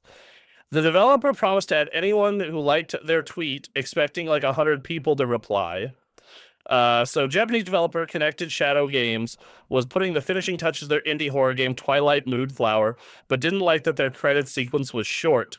So they took the asks to ask followers to put their name forward to be added to the special section in credits, expecting like 100 people to apply. And then, it ended up getting 60,000 likes. And then rather than taking the first 100 and crediting them, he kept to his word and added 60,000 names to the game's credits, which now last around half an hour. Hell yeah. So, Pretty yeah. good. Yeah, so sorry to keep you waiting. The ending of the horror game will just receive over 60,000 applicants. Just a fun little thing. I thought that was cool for this guy to do. I think this is another example of you can make an indie game, you can randomly get picked up by something on Twitter, and you can pay off your student loans. I'm just saying. I'm just saying, if you're thinking about making an indie game, just go make it. Just go make it. It might work out awesome. You might Um, get 60,000 people's names in it, and then like, I don't know, like fucking like 500 of those guys come up, and now you've got like another month's rent. You yeah, know, that's sick.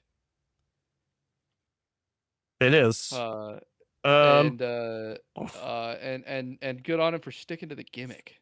yes. You got to deliver. So because I'm a little time constrained at the moment, Mhm. we're gonna do what we've been playing, but we're gonna kind of keep it short. I'm just gonna go over my DS discovery period, and then you can pick one thing as well. Mhm. Uh, I recently decided, so I have talked a lot of gang about the original DS. Yeah. And I owned a DS back in the day, but I ended up selling it and most of the games for it. So, but I've had, but I like to go and reevaluate my stances on things and, kind of to see how I feel. So I decided to go track down a bunch of DS games and look into the DS's library. So I went on Google and Metacritic and different publications and different Reddits to like really find like what are the best DS games. And one, I kind of understand why the DS is so popular now with the general public as a whole, and it's largely because of Pokemon and Mario Kart. It got a really good Mario Kart and a really good Pokemon, It did multiple get really both good of those Pokemon. things.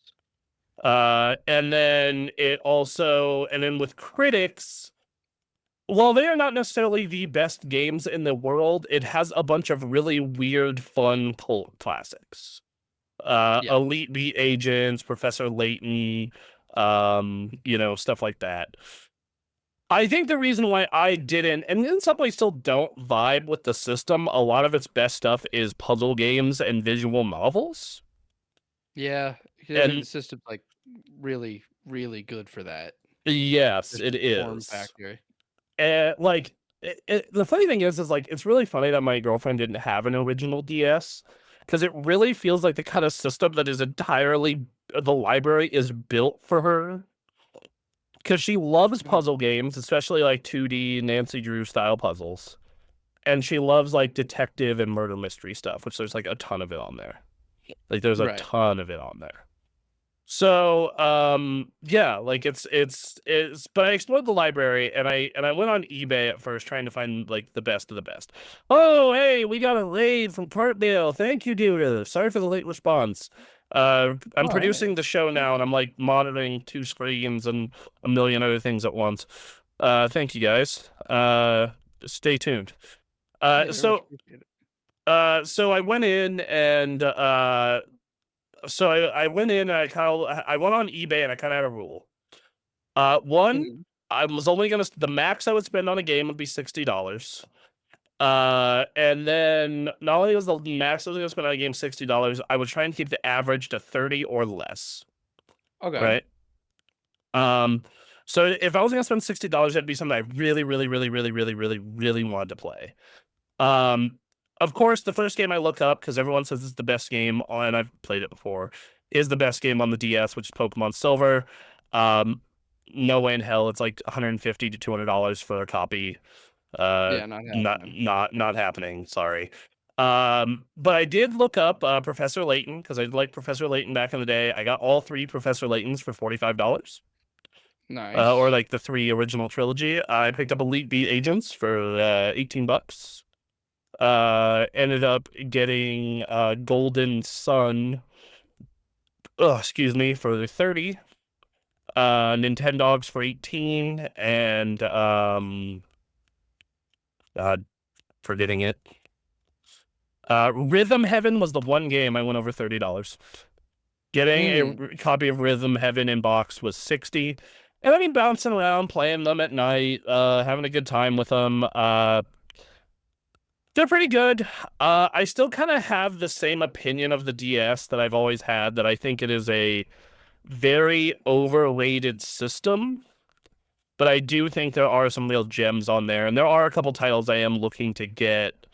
And the main reason I'm doing this, like buying copies, not just emulating, is like the DS is one of the few systems I can honestly say I feel like I need the regular hardware for, just because the touchscreen and things of that nature. Have you considered an R4 cart? I have. Because I have an extra one. You can have it if you want. Well, I might have to do that. Um, so yeah. Do those work? Those work on 3DSs, right? Because I've been playing. I'm playing with 3DS. Yes. Yes, it Okay, works on a 3DS. cool. I've used it on a 3DS. Sick. So yeah. I have a little more respect for the library now. I still think it's probably Nintendo's weakest handheld library. I I think so. think, Yeah. yeah. I think that you can definitely make an argument for, no, yeah. I think that if you ask me like what are the best games on like each Nintendo handheld, it's probably the weakest one. Um, yeah. But yeah, I'm gonna Hmm. continue exploring that library a bit more. There's a couple of games I want to go hunt down that I used to own but sold. Mario Kart, the Animal Crossing on it. I did not like the Zelda on that system, which is unfortunate because I have loved pretty much every other mainline Zelda, and I'm willing to give Phantom Hourglass and Phantom Choo Choo another shot. Yeah. Um, Uh, I've heard that I think the train one is apparently much better than oh, that's good. uh than the other. But I mean I'm not sure. I've never played either. I will say that one thing that I have found is like I like collecting video games. I always have. But Mhm. finding complete in-box DS games, Oh, near uh, impossible. it's not impossible. You can definitely do it. It's just yeah, it is kind of a pain in the ass. Like Well, there's a and they're way more expensive if they're in box. they're like $10 to $20 more. Like 10, Yeah, 20 bucks but more. I mean, I'm not looking unless for you're talking about a sealed. Pokemon game. Yeah, Those yes. if you're looking at a Pokemon game, they got that box. That thing's $40-$50 more. Yes, it's fucking crazy. But like, for example, I paid an extra $10 to get Golden Sun with a box and a manual. But like it's one of those things where I I look at so I do like the collecting aspect of it. That's been fun to get into again. Kind of looking for deals and stuff. And this all started because of that Capping Games trip, funnily enough. Ah, Yeah. I didn't get to go on that on account of my illness. Yeah, you're good. I caught the plague shortly after, probably for being in public. Right? And funny thing is, I didn't end up buying any DS games there because none of them were complete in box, and all they had was stuff I really wasn't interested in. But yeah, like the DS was a very interesting system. Um, yeah. Anyway, yeah, I don't know. That's it. What about you? What's the Nice. one you're picking? I'm playing Pal World. Pal World. What got you back into Pokemon Prison Camp Simulator? Okay, so what got me in is that we played Valheim, Okay. All right, gotcha. and Valheim was pretty fun. Hmm. Uh, and we were just, me and my buddies were on a survival game kick on account of that. And so I jokingly threw out, I'm like, I don't know what else we would play after this, like Pal World, and then one of them went, oh, it's on Game Pass. So all my buddies have Game Pass. Uh, we took a look, and sure enough, it's on Game Pass. And yeah, that Uh, yeah, that's how I played it and I'm originally. like, huh. I hear they've just been, because I had just vaguely known from my engagement with video game news that they kept up with Pal World. They had been updating it the whole time.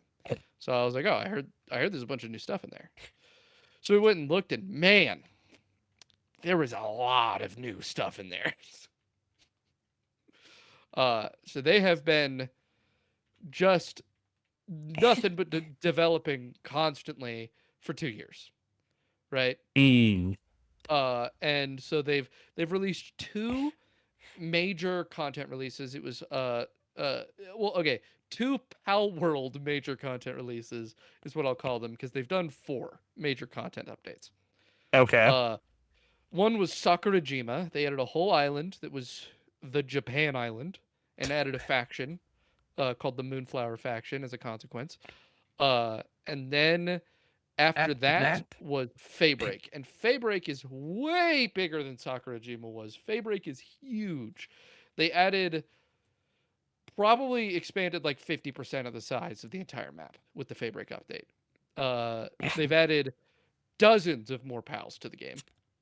They've updated a lot of the old systems. They've polished the game a lot. Like on launch, I don't know if you remembered, like if you tried to use a spear, it would use the I animation of a sword. Like it was a very unfinished game. Uh, but I as of do remember 2026, that. I do remember it being very buggy and kind of a bit of a mess. I do remember as of that. Yes. 2026 though, they are coming up on their next major release is going to be their 1.0. They're going to be fully releasing out of early access this year. And so the game, consequently, is reflecting a much more complete state than it did previously. Mm. And they have been making, kind of leaps and bounds with every major update, of making the game be a lot more feature complete, and also a lot of quality of life changes Mm. and optimizing. So the game, it works a lot better, it plays a lot better, and there's way more to do. Even in the places that already existed that aren't new content, they have been fleshed out such that there is a lot more to do in them. There's these bounties, there's an arena, there's obviously more pals around. There's more systems for those pals to use. There's more moves. There's a So lot more going on. so what is like the main objective of this game anymore? Because like that's one of my big hurdles with survival games. It's just like survive and build the biggest base possible, and I'm like, So uh, Palworld has a main quest. Uh, so one thing is that Palworld, unlike other survival games, has a static map. It is the same every time. Uh, the PAL spawn locations are the same. The enemy base location is the same. Everything is the same every time you play. mm. Uh, and uh, so they also have a storyline that has a quest line, and your goal is to just beat all the major bosses. So like the gym equivalents. Yeah. The towers are their gym equivalents, Yeah, and your goal is to beat the towers. Now, the game is of course not actually complete. mm. They only have, I believe it's 6 towers, Mm. and they evidently intend to put it up to 7 at their Mm. 1.0 release, and They're still each not at one. fucking 1.0 yet. Jesus Christ. No, they're up. I mean, they've only been in early access for 2 years. Oh, only Uh, 2 years. and it's normal nowadays, man. That's normal now. All right, Uh, continue. Fucking go look at DayZ. Lord. But so they're getting their 1.0 later this year. So they're full releasing later this year, and they are going to be adding in that last area, which is the clearly going to be the tree off in the distance that has been in the game the whole time but inaccessible. Mm. And they're going to add a final boss, which is therefore the end goal. They've also added another end game goal activity that is raids. So they've created like super boss pals basically that you can get a copy of them, but you cannot catch them in the raid. In the raid, they are a raid version of themselves that is much Mm, stronger, has more moves, and is mm. like a big spectacle event. And also, you can fight them with all the pals in your base. So they are scaled for you to fight them with 50 pals. Uh, Sick. That sounds dope as fuck. it is dope as fuck. Being able to Here, summon my Pokemon labor camp. Go to war for me. Right, yeah, being able to summon a Bella Noir Libero and 50 of my pals to fight it uh is a cool experience. Watching my pals be just an ocean of pal corpses as they have been decimated by this giant boss is really cool. It's a really cool activity. Uh and I think it's a great exploration of the things that Pal World can do by not being Pokemon. Uh and that's it's been a Mm. really cool experience. I think Pal World is somehow going to unironically become just a good game It's really as it funny. enters its feature I complete state. I'm Uh, looking forward to when it hits its final. I might go back to it when it's on final release. How much is Power World? It's like it's what? like It's like $25. okay, that's not horrible. I don't know. It's just really hard for me to get into survival games, but that one, when it's a little more, when it's close to being done, I might give it a look. Because And I did get a real laugh out of hearing about Pat Switch Pokemon Labor Camp. it's it's really on the nose about it too. It's like it Oh, never stops. oh, I remember like him talking to Wooly and Wooly just making Right. the And slavery Wooly trying to joke. make he's trying to make the slavery joke. He's like, "Oh, you're saying you could put them in a farm like a plantation?" And he goes, "Yes, Wooly. It's Yeah. called the plantation." Yeah.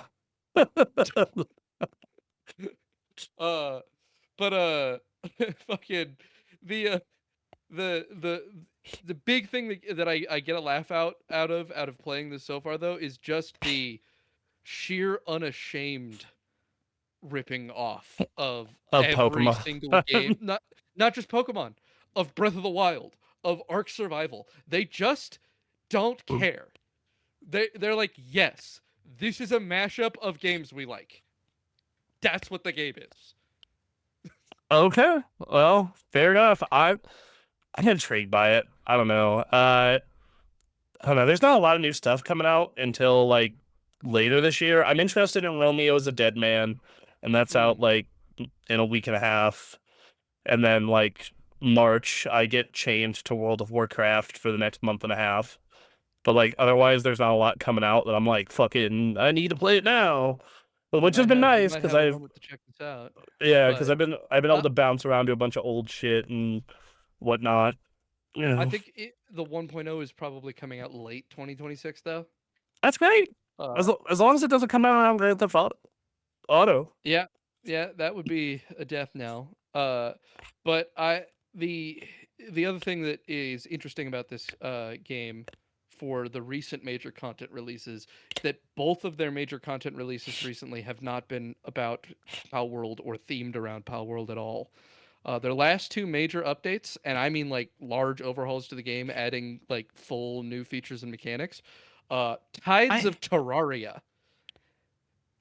They added Terraria into the game. the Some of the best fuck weapons in the game are Terraria weapons. are they like themed or is it No, like it's a 1-to-1. This is the Terra Prisma from Terraria, and it's a weapon you can use, and okay it works the same. fair? You can go to a dungeon and catch the Eye of Cthulhu, the first boss of Terraria, as a Mm. pal, and have him on your team. Okay, that sounds sick. uh there's a very long for the dungeons in this game. There's a long dungeon that is just you going through every Terraria area, and it's the sealed realm of Terraria. And it was not a small update. It was a major update. They added fishing in. They added a bunch of new mechanics in that update. And their most recent update, an Ultra Kill collab. What the fuck is this game? Why do you collab that shit with Ultra Kill? What? one of the best armor sets in the game right now is just V1. You're just dressed as V1, and you can get the gun, the pistol with the coin, and you can flip the coin and shoot it, and it will do the thing the coin does. Okay, that just made me want to play Power World.